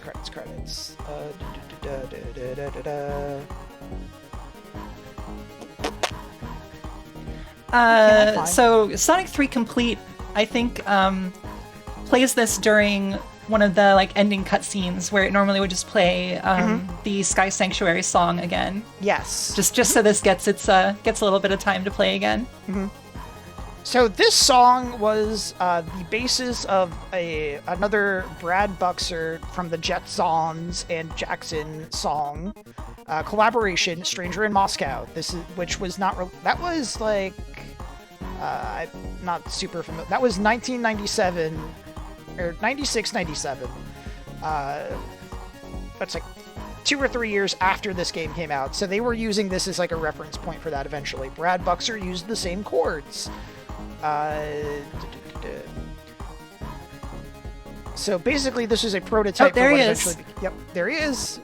Oops, I just hit the rewind button for a moment. All those names I had been saying. The Sonic 3C prototype, which was there were prototypes for like a Sonic 3 complete version officially released in official capacity that never came to fruition. Oh, Jun Senue is right there in the credits. Yep, I never realized. The Sega Sound Team. So there's a lot of weird shit with this where the famous one that we already talked about, the Sega Sonic Bros. For the bonus stages. Let me see if I can find the official quote. I'm going to link this in chat, by the way, because I think this is a very, very comprehensive page that is very interesting and useful for like. This is like the deepest dive on like the complex and mysterious situation with the music in Sonic 3 and Knuckles that exists, and I think it's well worth a read. There's no way I could cover all of this in the time we have. Yeah, also, a lot of that information I feel like only came to light within the last like 5 years or so when some of the some of the people like I think maybe Brad actually like really actually finally sat down to like interview with some Sonic fans and were able to actually answer some questions for the first time. I love Tails' little wave here. It's so cute. He's so polite. Okay, so that was the Sonic and Tails route of Sonic 3.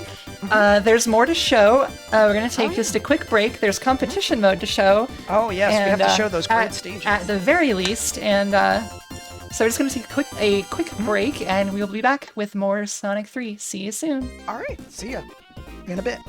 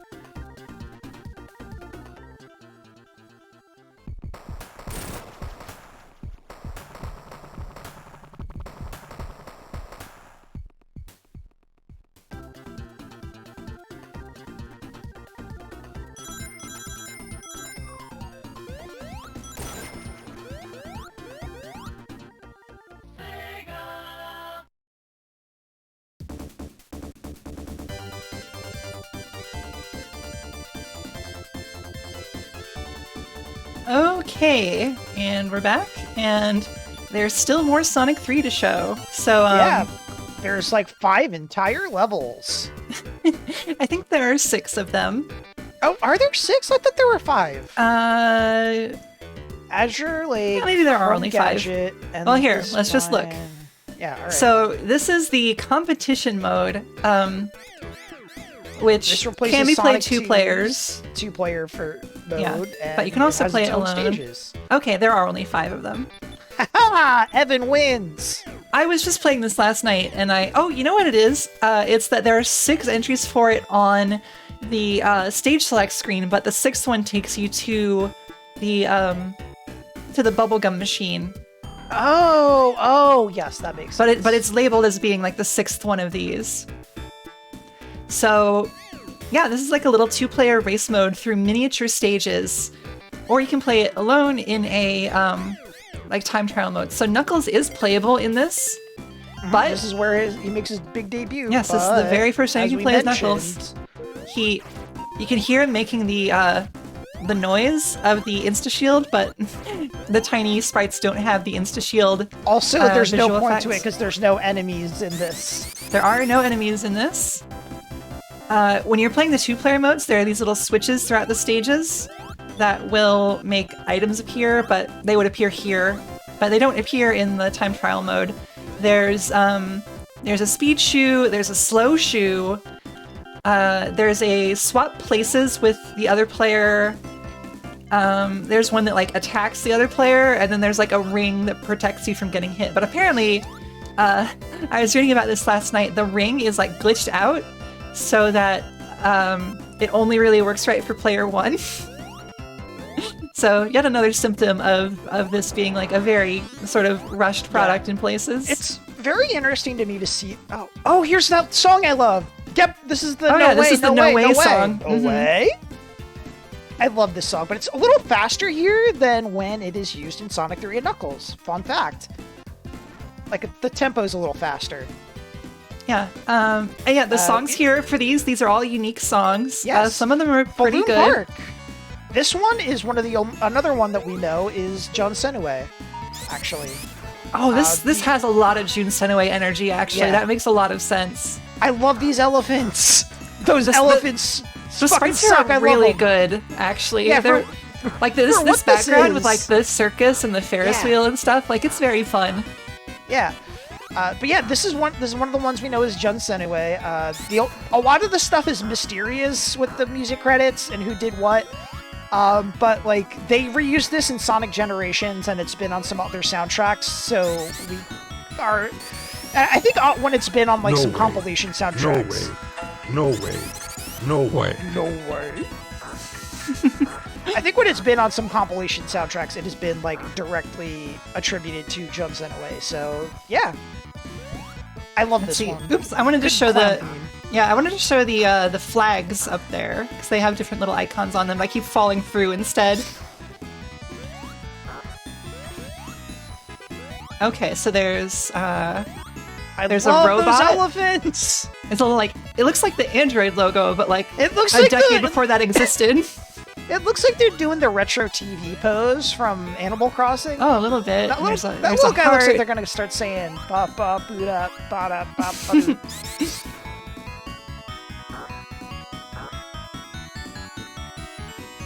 Oh, this song does kind of go off right here. Yeah, I love this song's genuinely good. They reused it. This was in Sonic Mania as like it was in Generations as a little like mini game theme. Oh, I love that little Tails. I forgot these little sprites. That little Tails, the little Sonic, they're all great. I forgot.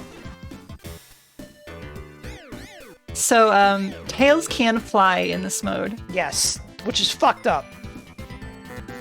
Oh, right, you have to wait for the countdown. So, a fun fact, Sonic Road of the Blast 2 card, SRB2 card, is like actually heavily inspired. What? You can die in this? Apparently the underside of that kills you. Oh, right. SRB2 card is very much inspired by this mode in particular, and in the next version they're doing a like entire cart cup that is all like these stages. Oh, that's fun. I think that's cute. I think that one of the things they're doing too is they're introducing like a position feature where like where there's like the fault system of this mode where if you cross the line too fast you get like penalized. I don't know, that's cute.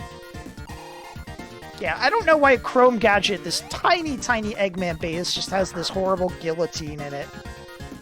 I think it's just the I always saw it as like energy like repulsors. It's energy, but it's an energy guillotine. It's a Star Wars guillotine. Oh yeah. That's what they used to kill Emperor Palpatine for his crimes. That is a good little Tails sprite there. I love him!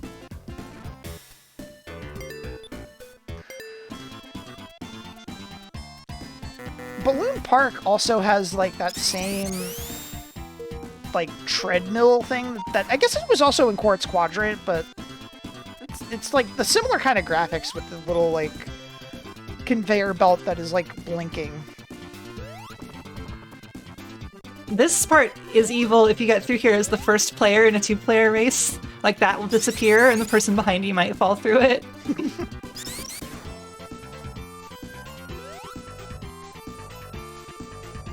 Man, they had some real jams in this mode that nobody ever played. Yeah, well, I mean, that's not Mine. true. I actually, on very rare occasions, could convince people to play this with me. Endless Mine is like one of the greatest songs in like Sonic period. I can't wait to hit that one. Oh, I am. I think that's the only one left, actually. So yeah, this has like a really different vibe. This like the Desert Palace theme. It's very. So one of the things I meant to bring up is that for one of the other things that you could have seen in the sound credits is that Sega contracted some of the music out to third-party studio Cube. One of the we don't quite know what Cube did except Marble Garden, which is attributed to Miyoko Takaoka, she was not like on the Sonic 3 team. She was just like a third-party composer who basically her stuff was licensed out to Sega, possibly to replace Michael Jackson's stuff earlier on. We don't know, but whole thing is this soundtrack is a gigantic mess. Yeah. Also, something that I'm not sure we've explicitly mentioned is that when the PC version of this was released, they replaced most of the, like pretty much all the tracks that had questionable legal backgrounds were replaced. So one of the times we play through this, we'll be playing with that version of the soundtrack. Yes. That is the version of the soundtrack that was in the prototype too. The recently discovered like a year or two ago prototype. The songs that were replaced, I do want to listen to this song though because I fucking love Endless Mine. Yeah. Let's just enjoy this song for a minute, especially this part that's coming up right here.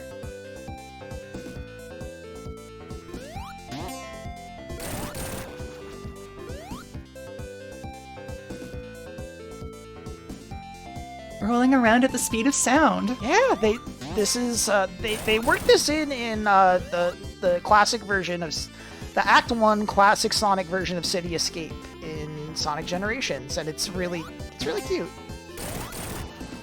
Yeah, it's very fun that they actually, like, there's an official mashup of this with City Escape. Yeah, and so that also means this is another one that we know beyond a shadow of doubt that they definitely own the rights to. Oops, I was gonna stop right here and listen to the song for another moment, but As a kid, I always told people that I was gonna play this at my wedding. Oh. Okay, so that's everything from competition mode. Aside from, I mean, I described the items. I guess I can just real quick pop in, because you can still start these stages by yourself. God, I'm glad that we're going to have to do, like, multiple playthroughs of this. At first I was dreading it, but now I'm just like, shit, there's so much I still have to talk about. There's so much to talk about with Sonic 3. This game it's such a mess in so many ways, but yet I don't feel like you would have noticed that, like, as a kid playing through it. It's only, like, through historical context that we've come to learn this game is a mess. Yeah. Oh, are there? Okay, no, there the items appear. So they're in those little there's bubbles. a speed shoe and there's a slow shoe, and I think that's all that's here right now. Yep. All right, so speed shoe. Yeah, it's probably only going to give you the speed shoes in, like, the time attack version. Speed shoe was actually a hindrance there because I just, like, flew up that ramp and off the top of the screen and was, like, stuck there. Okay, so now it's switched to the ring and the place swapper. The place swapper doesn't do anything, obviously, by yourself. So another fun fact. I should have mentioned this earlier. Okay, there, banana. The banana. The self-propelled bomb. That's the blue shell. That's what they use in Sonic Robo Blast 2 Kart. That's where it comes from. Oh, that's the blue shell in that game. I never play SRB2 Kart with items on. Yeah, all the items in SRB2 Kart are from this, basically. Which is fun. Yeah. I actually did. I'm so unfamiliar with the items on version of this competition mode that I did not. I had just thought that they invented that shitty bomb for SRB2 Kart. Oh, it's from here. But yeah, another fun fact for Lava Reef, when they were redesigning that for Sonic Mania, they took a lot of inspiration from Endless Mine because. To, like, sort of, they took a lot of inspiration from Endless Mine, specifically because Lava Reef is very, like, it was a very cramped stage and, like, didn't have as much variance, so they kind of, like, integrated those, like, mining elements, and most notably, Lava Reef was one of the only classic Sonic stages, especially in Sonic 3, to not have loops, so they took the loops that were in Endless Mine. That's why Lava Reef has, like, the tiniest loops in the entire Sonic series in Sonic Mania. Well, that's fun. Fun facts! You know I got them. Okay, so now that we've seen this, let's get the stage select cheat going and see what we can show in there. So this stage select cheat is notoriously hard to put in. So between the Sega screen and the, like, actual full title screen appearing, you have to push up, up, down, down, up, up, up, up. But I was reading about this last night. There are only certain frames on which it actually will accept your input, which is insane. I was never able to get this to work as a kid. I remember reading about it in Tips and Tricks magazine and thinking they were, like, lying because I could never get it to work. Fools. This was our April Fool's issue. You can't do up, up, down, down, left, right at the end of killing 20 guys in Cruel Melee. There we go. I got it. So that was more like up, up, down, down, up, up, up, up, up, up, up, up, up, up, up, up. I was, like, mashing up at the end, hoping that it would eventually work. And it was definitely more than 4 presses of up at the end. It took me well into my adult life to notice that the, like, cursor on the menu is in the previous screen, like on the title screen, is like a Sonic shoe. Oh yeah, no, I definitely remember being aware of that. Yes. Okay, let me see if this is what I think it was. Yes, okay. So here's the bonus stage, right? I'm just gonna instantly fail this. And now it's the doyless stage! Doyless stage!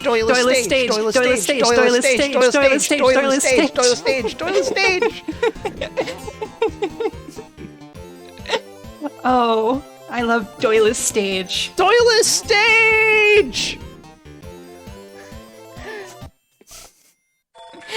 Doyless stage.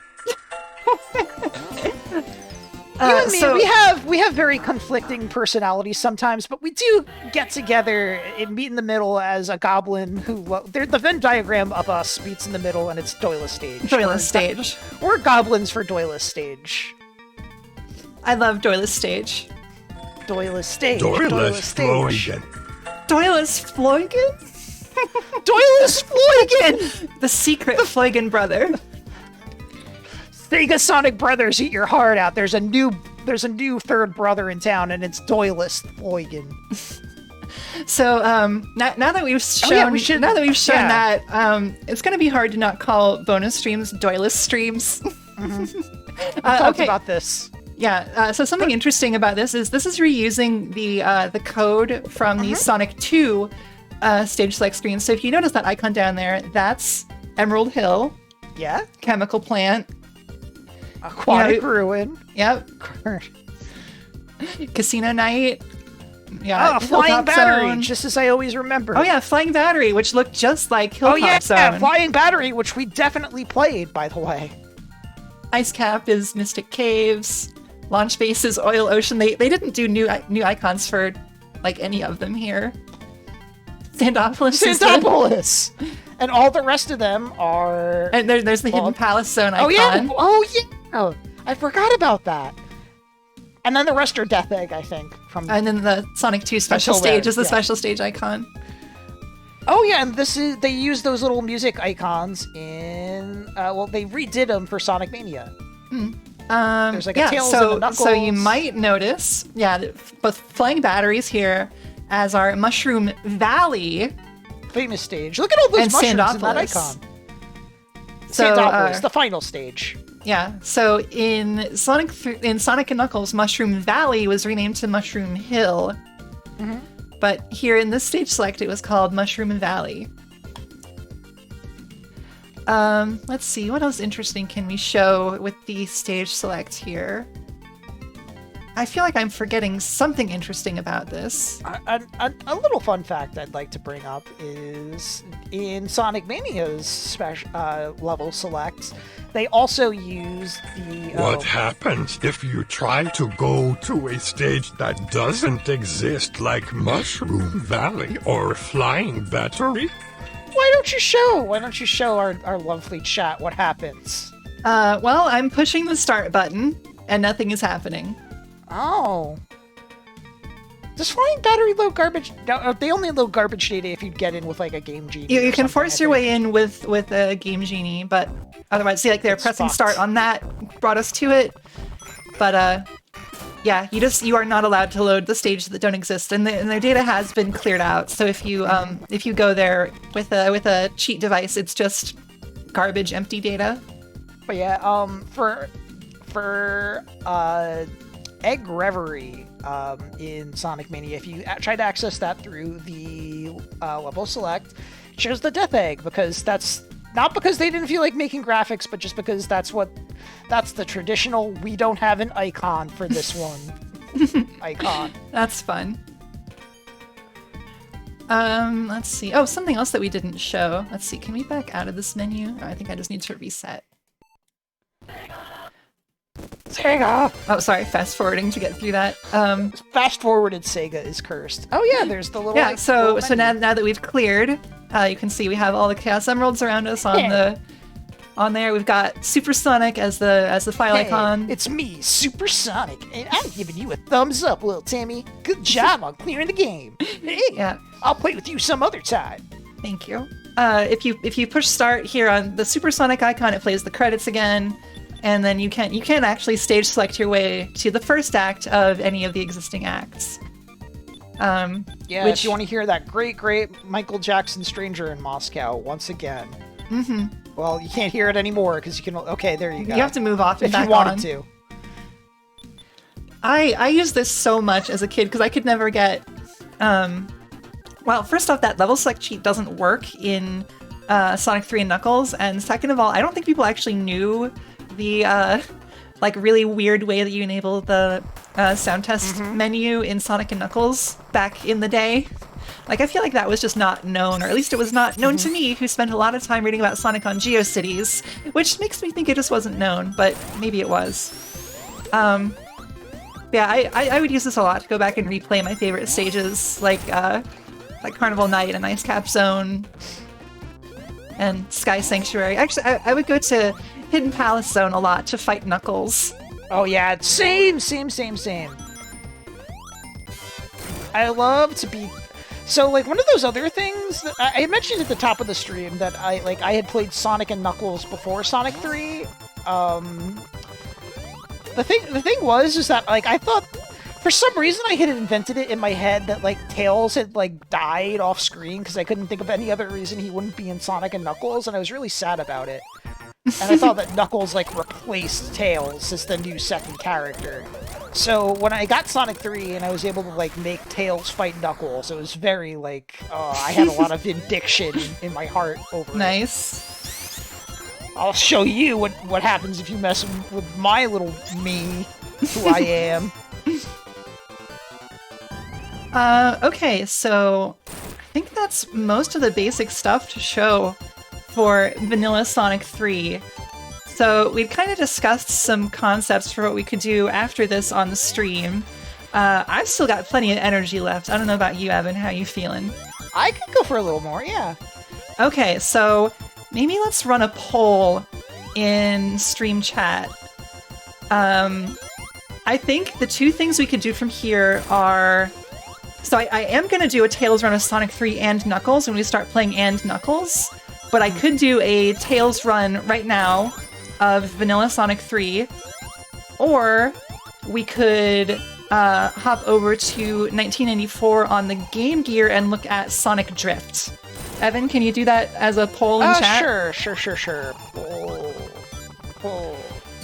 I typed in poll in chat as the command, and that's not what it is, because you told me to type poll in chat. I'm your dad.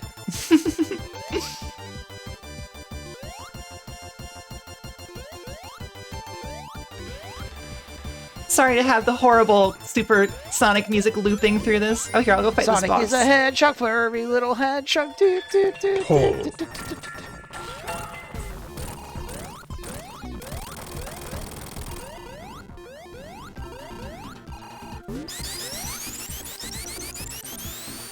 Oh, wait. I just realized we never showed...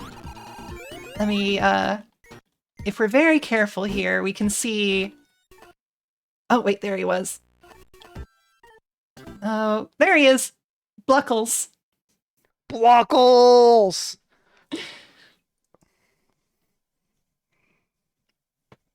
Okay, there. Right, looks like the poll is going. All right, place your votes, and we'll decide what we show next.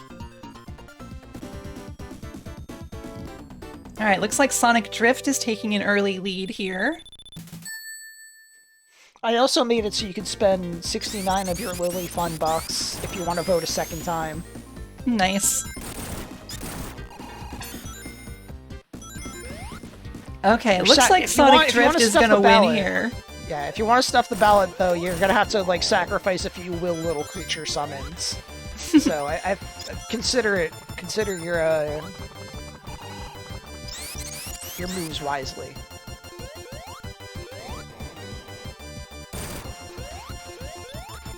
Alright, unless someone comes through in the last, like, 3 seconds here. Alright, Sonic Drift it is. Alright, so I'm just gonna take the game off screen here for a second while I load that up. Sonic is a hedgehog, super hedgehog. He is invincible. Alright, let's see. I think I have that prepared. So we had kind of talked about having this as an option for extending the stream, but I didn't actually remember to set it up in advance. So let's just hope that it works when I click on it here. So I'm just going to say up front, from what I remember, I would not blame you if you don't want to do an entire thing of this one. I remember this being a little bit clunky, which, I mean, I guess is to be expected, because it's a Game Gear kart game. Oh, hey, you see my car? I'm getting in it. Yeah, that's me. All right. Let me update the stream info here. All right. Yes, that's Let's important. see. Sonic Drift, is that in the list? Yes, it is. Better, it should be. And I love the sprites in this game, I will say that. Okay, like that stream Eggman info has has his been own- updated. Oh, it's very easy to parse that as either a pig nose or just like a horrible little mouth. Both of which are not very pleasant. So, I've never played this before. That is not the car that Sonic is driving. Also, look at his horrible Oh, long arm. horrible, horrible long arm. I don't believe there was a Master System version of this. No, I don't think so. Alright, let's just do the Chaos Grand Prix Chaos then. Grand Prix! Green, yellow, red! That's a really I assume awkward... green is easy.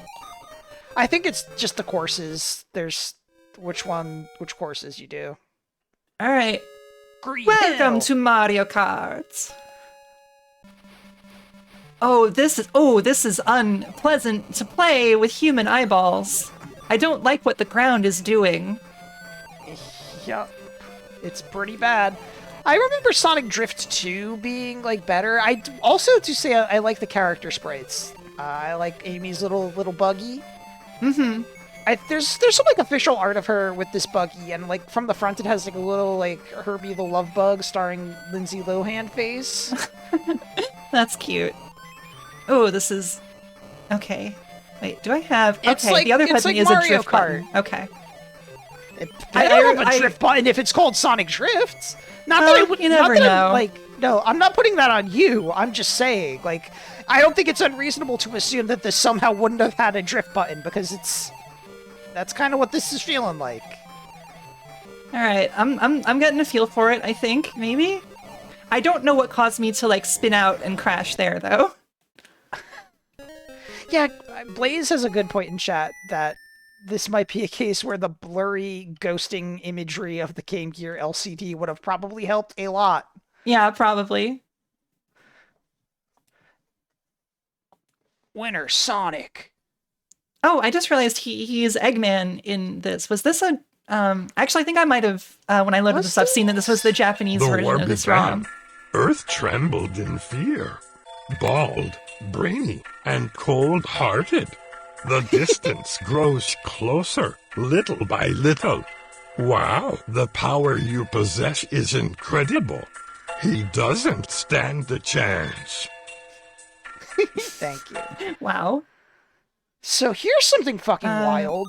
There was not a North America or Europe release of Sonic Drift 1. There was of Sonic Drift 2, and they did call it Sonic Drift 2 in America, even though that they had never released Sonic Drift 1. Okay. So I remembered there being like a North American version of 2, so I just kind of Yes. assumed there would have been Oh, yeah. a North American version of 1, but... Oh, okay, so I think if you drift for too long, you spin out. I think that's what I'm doing there. Or like if you oversteer while drifting, maybe that's what it is. Oh, we got the Toot Toot Sonic Warrior. It's very fast and sounds like Very it's dying. fast. What's this like? If you look up the map up there, what's with that like cool? Oh, this is supposed to be Marble Zone now, I think. Isn't it? Yeah, uh-huh.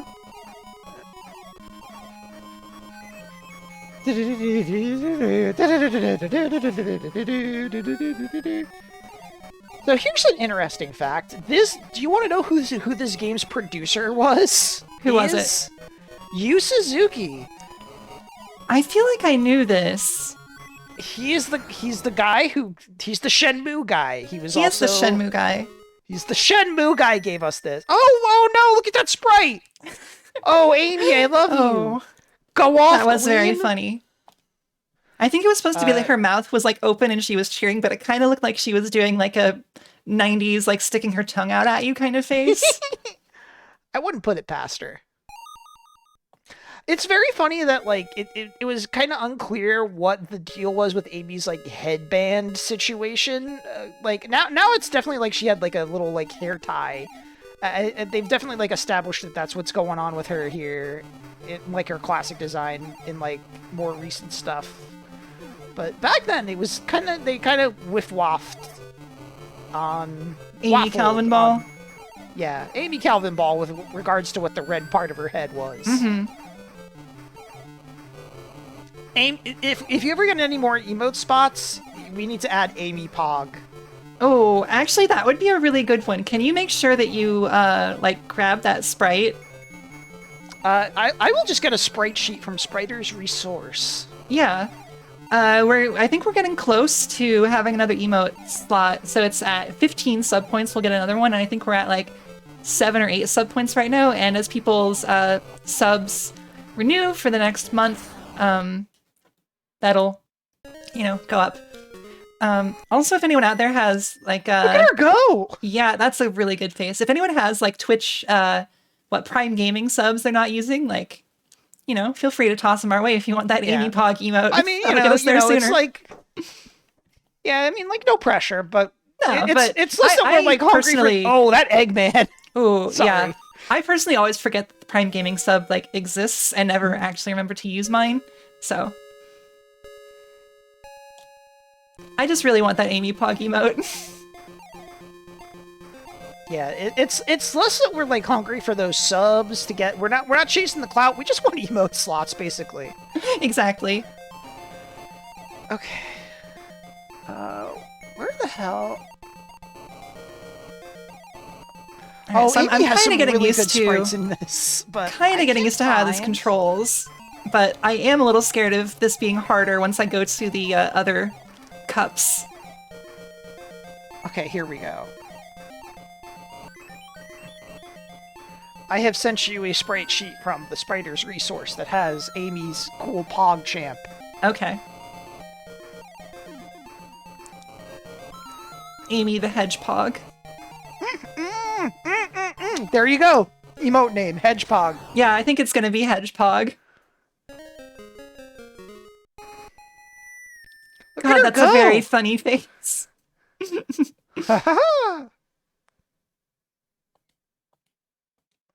I mean, there's no Sonic Drift 1 courses in SRB2 Kart. There is exactly one Sonic Drift 2 course in SRB2 Kart, and they're removing it.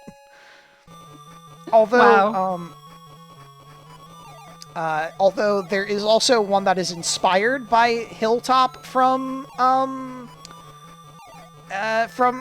Sonic Drift 2, or Hilltop as it appears in one of the Sonic Drift games, and has like the music that they use for Hilltop in the Drift games rather than like the iconic version. Oh, but how could you miss out on the Well, they're all, well in the or next, is there a shitty like Game Gear version of that? No, it's like a different melody, but I think in the next version they're going to be having 2 Hilltop courses. One is like, I think Hilltop Act 2 or whatever is going to use like the traditional, or like it's the remix of Hilltop that they did for that like Sonic Mania Misfit stages pack. So you get the best of both worlds. Welcome to Starlight Zone, just as I remember it, with roller coasters? Question mark. I guess that's what, like, Sonic level geometry looks like to anybody who's, like, actually living in Starlight Zone. I love to think about, like, somebody having to take a speed highway on your morning commute. Oh, God. Oh, that's a good question. SRB2 Kart, Danica, Patrick... No! All I can find is Patrick Star from SpongeBob. Oh. That's fine, though. I don't need Danica Patrick. God, it's so funny that a real-ass human being was in one of the... Was she in Racing Transformed? Is that the one she was in? Yeah, she was in the good one. And she drove a Hot Wheels for some reason? Question mark? Like, famous thing that she does in real life. She's all the time driving a Hot Wheels. The thing about Danica Patrick is that she's an inch-high private eye.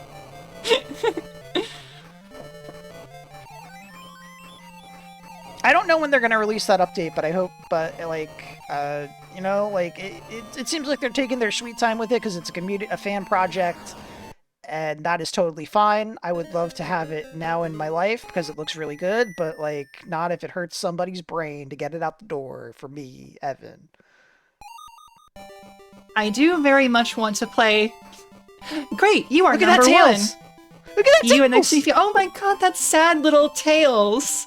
Oh my Oh, god, look at what's that wrong Sonic with him? too. Ooh, Oh, Sonic's hang on. disgusted. Sonic's I hate like, that I'm not the fastest. Hang on, there's a really good Tails that I need to show you. Sonic was what is hindered by this? having to drive a car instead of run, and he's very upset that he lost because of it. Okay, So here's so- I'm going to show you some images from Sonic 2 Sonic Drift's ending cutscenes. Here's one of them. Okay, so the different cups are just different difficulty levels. So we did This is actually just just these see 6 everything there levels. is to see of this game. I did not realize it was this short. Yep. But we think do Drift 2 is need longer, to see question we need mark. to see Eggman's Pog face. I need to win a race.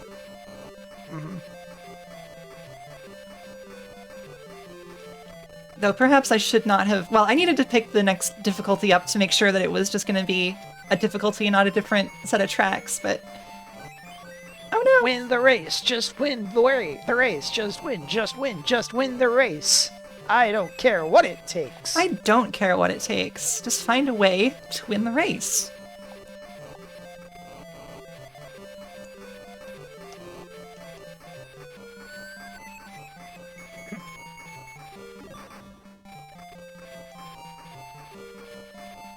The image I've linked to you and in chat is a good Amy, but I'm really more focused on the background Eggman and Tails, who are just like, they're hanging out for some reason, which is already confusing, but they also look like Shit King.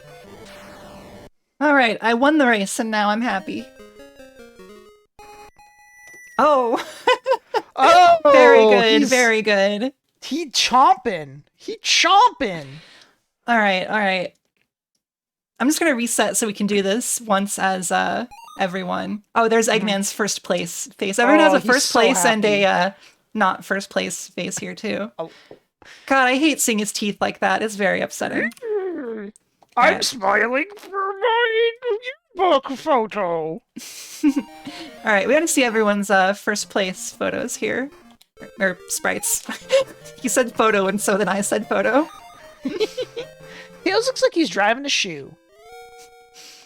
There once was a tail who lived in a shoe.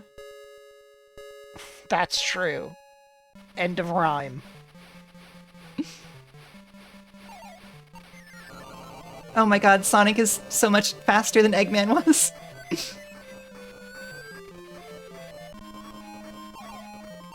I do have to hear this little invincibility jingle.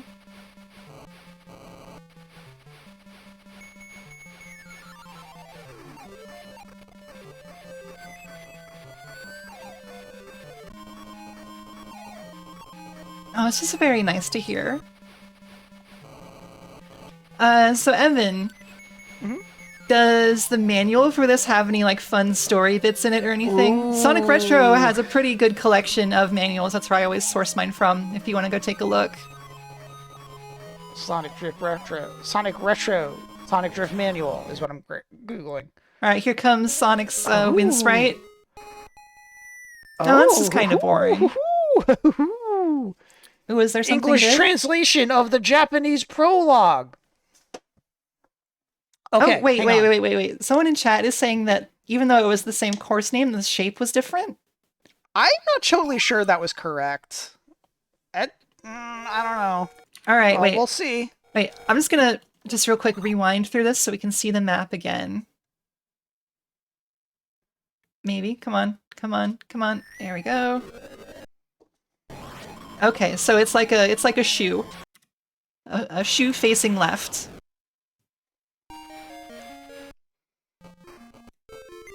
Winning a GP on a Friday night? God, you're cool. I'll play with you some other time. Oh, it is yeah, a different right? shape. Weird. Okay. Procedurally generated. Way to go, Yu Suzuki.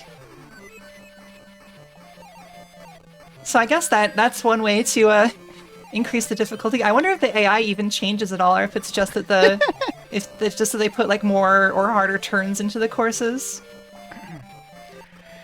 English translation of the Japanese prologue. Oh yes, please, please. I'm not going to do character voices, or, well, I say that, but I'm definitely going to subconsciously. Alright, Eggman. I am that famous super genius scientist, Dr. Eggman Gra! Sonic. Hey, I'm Sonic. So, today I'm not going to race with my feet, but a machine? Well, I'm probably going to win anyway, whether I'm running with my feet or a machine. Tails. Let me introduce myself too, Sonic. Hello, everybody. I'm Tails. I'm rather confident in riding machines, so I'll do my best in today's race. Eggman. Hey, you two! Don't introduce yourselves behind my back! Who the heck do you take this super genius scientist for? Whoa! Amy. Mr. Sonic! Mr. Sonic! Amy will participate as well, so... Huh? Tails, where did Mr. Sonic go? I don't like that Amy talks in the first person. Tails. Sonic's already getting started. Amy. Wait for me, Mr. Sonic. Eggman. My greatest masterpiece, Egg Typhoon. Huh? What is this? Everyone's gone all of a sudden? Sonic. So, the Sonic Drift race is about to begin. And that's all it really lists for what the story is. Okay, Just so this fun little skit. yeah, just a little character skit that basically establishes nothing that the box art wouldn't. They went to a race and introduced themselves, and then they had the race. They won the race, and now they're proud.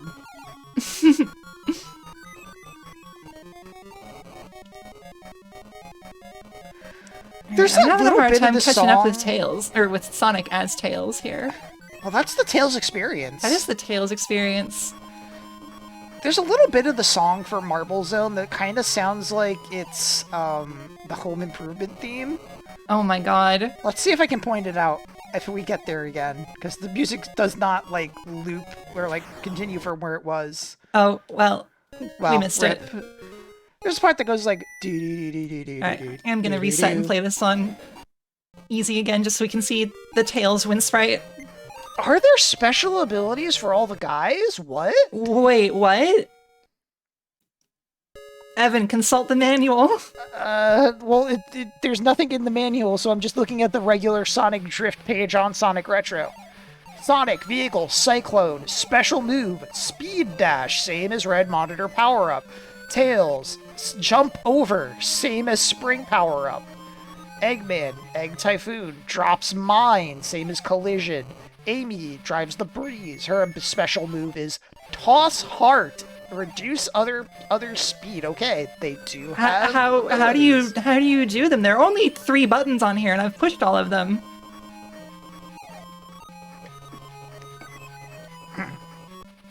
The up direction on the directional pad can use rings collected on the track to use a special move. Okay. Oh, look at him go! Oh, you he's did waving. a little sprite. Okay. Oh, little buddy. Okay. Damn, All right over now, Sonic's now head. we gotta revisit everyone. Shit. Now we have to play this buffalo turd of a game again. Aw, he's look at his little he's hat. cute. He's such a little guy. Okay. Let's go see everyone's special abilities, even though they're basically all the same as monitors, it sounds like, except for Eggman. Let's do Eggman next. Production credits. Main programmer, Wada. Programmer, Shinchan. Designer, Choco, Jen, East. Sound creator, NG. That's the letter N, period, and then G-E-E to spell G. Planner, K apostrophe. Or K dash, I don't know. Director, Hase. Producer, Asohi.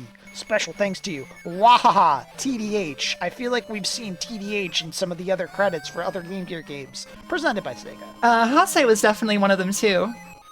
Because I remember joking about it being Hase, like German for rabbit.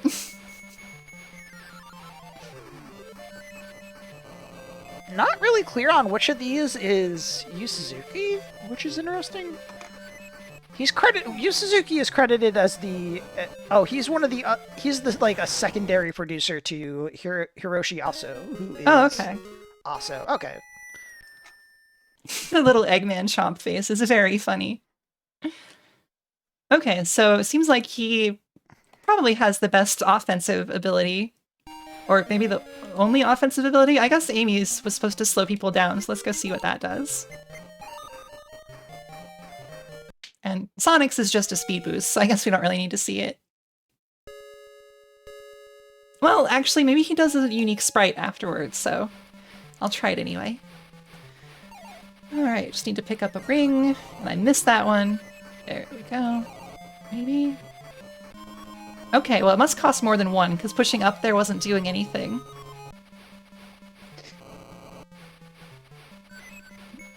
There we go. Okay, so a little heart came out of her head, and I guess everyone else was affected, but it wasn't really easy to tell.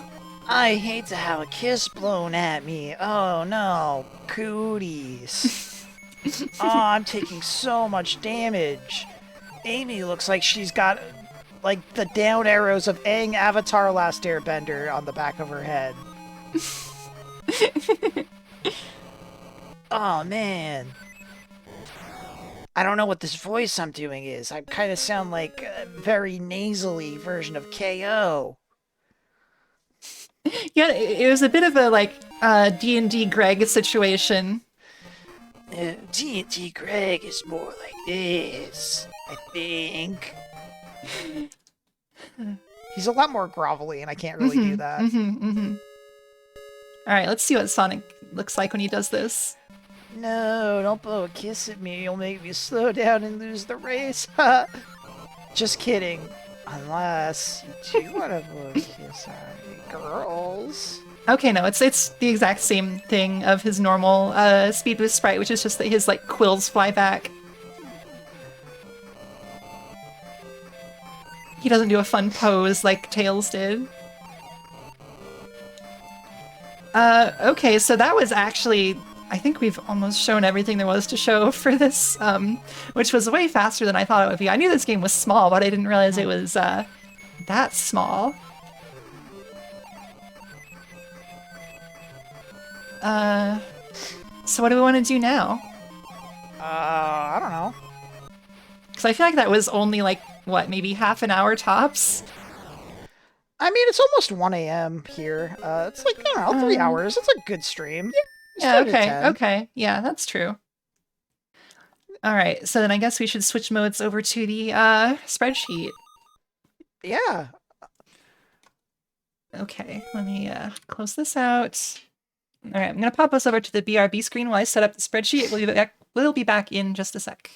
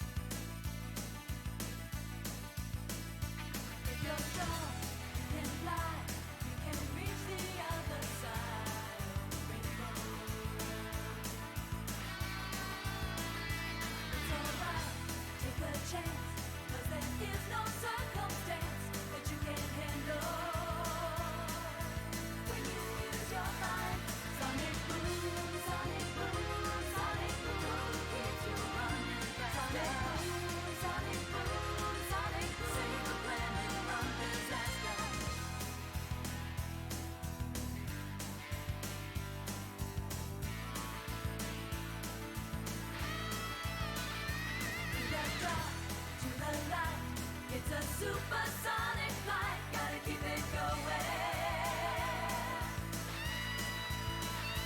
Sonic boom, sonic boom, sonic boom, keeps you running fast. Sonic boom, sonic, save the planet from disaster.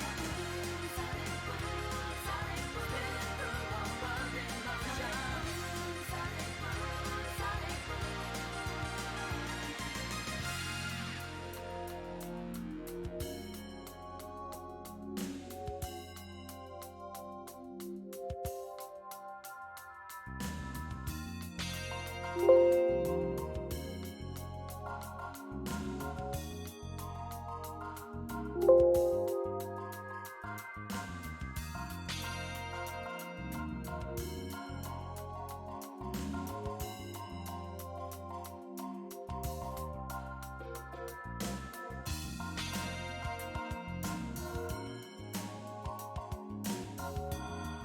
All right, spreadsheet time, spreadsheet time. Turn down the music. Okay. So, Sonic 3 was my big favorite as a kid. Are we really gonna? I don't think. I feel I have a really hard time choosing if it's you really fair think- to rank Sonic 3 on its own. Oh, you mean like separately from and Knuckles? Yeah, like I don't know. That's a Like, good I- question. I kind of feel like at a certain point, like it's gonna be like we're gonna have like several different versions of Sonic 3 just like all over the map on this. And I don't know, like I would put like the thing is like Sonic 3 is like this, especially the Sonic 3 that we just played, the original unlocked version. I feel like that's not the Sonic 3 many people really remember. If That's that makes true. sense. That's Like, true. there's so much of there were so many glitches and stuff and so many deadly speed traps that I just don't recall. And also like at the end of the day it's still just like half a game. It It's is a weird half of very the game. Yeah, it's very short compared to I mean like Sonic 3 and Knuckles is like very long compared to the rest of the Sonic games up to that point, but like I don't know. It feels like just a little tiny bite of a Sonic, like 6 stages. That's as many as like Sonic 1 had. I don't know. You know, that's a really good question. We didn't discuss this in advance, and I hadn't Yeah. really thought about whether 3 alone counted for the spreadsheet. I like the thing is I would be putting Sonic 3 alone very far down, and that just doesn't feel really fair to it either though. I don't know. It's just a weird situation. Like I don't know. I kind of feel like I wouldn't count it on its own.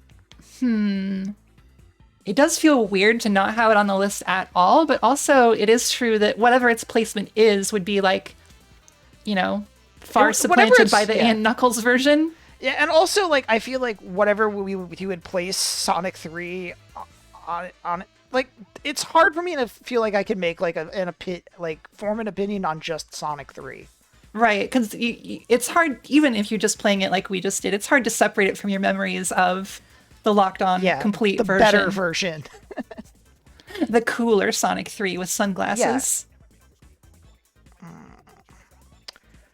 See, I mean, like, yeah, we could like hypothetically, it's not impossible to do them all separately and do Sonic 3, Sonic and Knuckles, and Sonic 3 and Knuckles, but I guess that also just feels really messy to me too. I don't know. Yeah. What do you think? Yeah, I think maybe we'll hold off on putting Sonic 3 on the list until we've played and Knuckles. Yeah, at the very least, I think like we should like finish the entire run of how we're going to do all of Sonic 3 and Sonic and Knuckles and Sonic 3 and Knuckles. Just get them all done and then rank them is my opinion. Yeah. And if like at the end of that we're like, oh, maybe we have some things to say about the individual ones locked and unlocked, then we can like keep them separated. True, I don't know. true. Yeah. Okay, so then let's figure out where Sonic Drift goes on here then. This weird little bite of a game. So it's very tiny. Yeah, it's very tiny is the thing, but it's It's kinda still not like- Sonic Eraser though. It's at least above Sonic Eraser. No, it's I would definitely put this like it's at least like around like 8 around it's in the sort of realm of like 8 or 9, maybe even a little higher. But it's just so tiny is the thing. Yeah, And not- I mean, it was actually, once I got used to the controls, like, it was like a pretty was- decent, it was- like, Mario Kart 1 era kind of kart racer, especially for a portable system. I feel the kind of the same way I do about it as like with Sonic Chaos, where it's just like this is very inoffensive but insubstantial, I guess. Yeah, which was kind of the same reason that Mean Bean Machine is down where it is. Well, Mean Bean Machine I also think was kind of not great also, in addition to just being very insubstantial. I would put this higher than... I would at least put this at like the new number 10, if not a little higher. It might be better than Sega Sonic Bros. I don't know. But Sega Sonic Bros at least has like some personality to it. Yeah. Same with like Sega Sonic the Hedgehog. I would even say that like Sega Sonic the Hedgehog might be like worse to play, but its charm factor keeps it at number Yeah, 7. that was why Sega Sonic the Hedgehog got as high as it was in the first place, was because of presentation value. I do think that Sonic Drift has like a little bit of charm in some of its sprites, and especially some of the ending sprites that we didn't really see. But I think, what about if we put it between Sega Sonic Bros. And Mega Drive Spinball, and we'll reevaluate Spinball after we do the bonus stream where we go back and play it again. all right, yeah, that sounds about what I'm feeling. I think it's I kind of feel like even when we do evaluate Mega Drive Spinball, it's not going to be that big of a leap. But I feel like as time goes on, Sonic Drift 1 is going to be like a big gatekeeper, and then Sonic Spinball is going to stay relatively close to the bottom. Is my gut feeling. Yeah, probably. Okay. All right. Well, I guess that was an easy spreadsheet this week, since we didn't have to figure out where Sonic 3 is going yet. Yeah, I feel like we're not ready to talk about Sonic 3 yet, in terms of its greater position on this list. That's a big can of worms. Yeah, okay. So next week, should we just go straight to And Knuckles? Yeah, I guess so. I guess so. Did we have anything else like potentially planned to go with that? Because I feel like And Knuckles is like, I guess it's not actually shorter. It's probably like about the same length, but in my head it feels shorter, even though it's probably not. Oh, sorry, I meant 3 And Knuckles. 3 And Knuckles. So so we're gonna do the entire. I wasn't really intending to show. I'm going to show the title screen of Sonic and Knuckles, and just as like a curiosity, but the stages import into 3 and Knuckles basically unchanged, maybe even actually completely unchanged, aside from like that cutscene area that gets cut off at the beginning of Mushroom Hill for Sonic. So I felt like it would be redundant to play through Sonic and Knuckles by itself, and then Sonic 3 and Knuckles. So I think, I think next time is going to be Sonic 3 and Knuckles. And I guess doing that as first. So Sonic gets Doomsday Zone. Yeah, I think we got to do. So Sonic I think we got to do first. Sonic again, and then we're gonna do a Tails run and a Knuckles run, not all on the same day. Honestly, the Knuckles run is also like short enough that maybe I think it's like potentially, depending on how long next week's stream runs, I could see us squeezing in the Knuckles run too if we wanted to just knock that out. Possibly, and also It's part up of to this. you. Yeah, part of this sequence is going to be Knuckles and Sonic 2, since that was a lock-on thing, and also because the ports of the mobile versions let you play as Knuckles and Sonic 1. We're going to play the the forbidden lock-on of Knuckles and Sonic 1.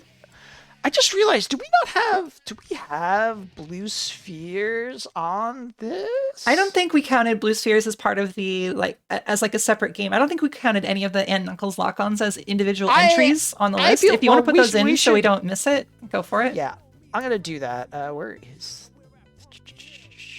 I'm gonna put those right underneath. Oh, Pumpkin Hill time.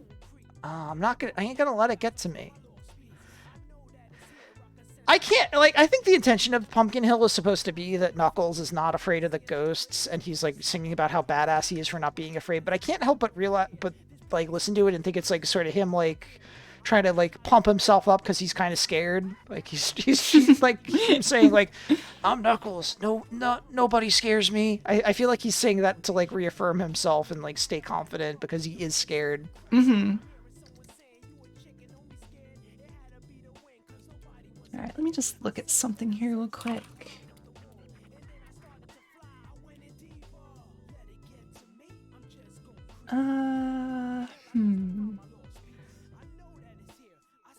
Okay, I guess it's a little late on a Friday night. I was looking to see if anyone was online to raid right now, but it doesn't seem to be. So, I guess that's gonna do it for us for this week. And next week we'll be back with Sonic 3 and Knuckles, the big one. My big favorite, which is probably going to live near the top of this list for a very, very long time. Well, I'm gonna have some things to say about Sonic 3 and Knuckles next week because this was always my big favorite, but I think I've become a little more critical of it as I've grown up. But we'll get into that later. I think it would also like even with the ways in which I've become more critical of the entire Sonic 3 and Knuckles experience. I still have a lot of fondness in my heart for it. So we got a little bit into it when I talked about Carnival Night, but it's gonna be uh something that'll be a lot easier to talk about when we have the entire It's- scope of the whole Yeah, lockdown it's thing. true. There are a couple stages in there where you're like, oh god, I gotta do Flying Battery Zone. I gotta do Standopolis Act 2. Can I just skip these? Yeah. Yeah, so Yeah. barring any last minute changes, we'll be back again next Friday at 7. Yeah, same 7 time, p.m. same Pacific. place. Yep. For- Same hog time, same hog channel. Yeah. This and- concludes another great episode of Neon Genesis Evan Lillian. We covered a lot of great territory on that great episode, really big one for the lore. Yep. All right, and keep an eye out for the Sonic Spinball bonus stream. We didn't get to that this week, but maybe in the next week or two, we will find some time to do that separately from the main Friday night stream. So, Yeah. yeah. All right, good night, everybody. We'll see you around.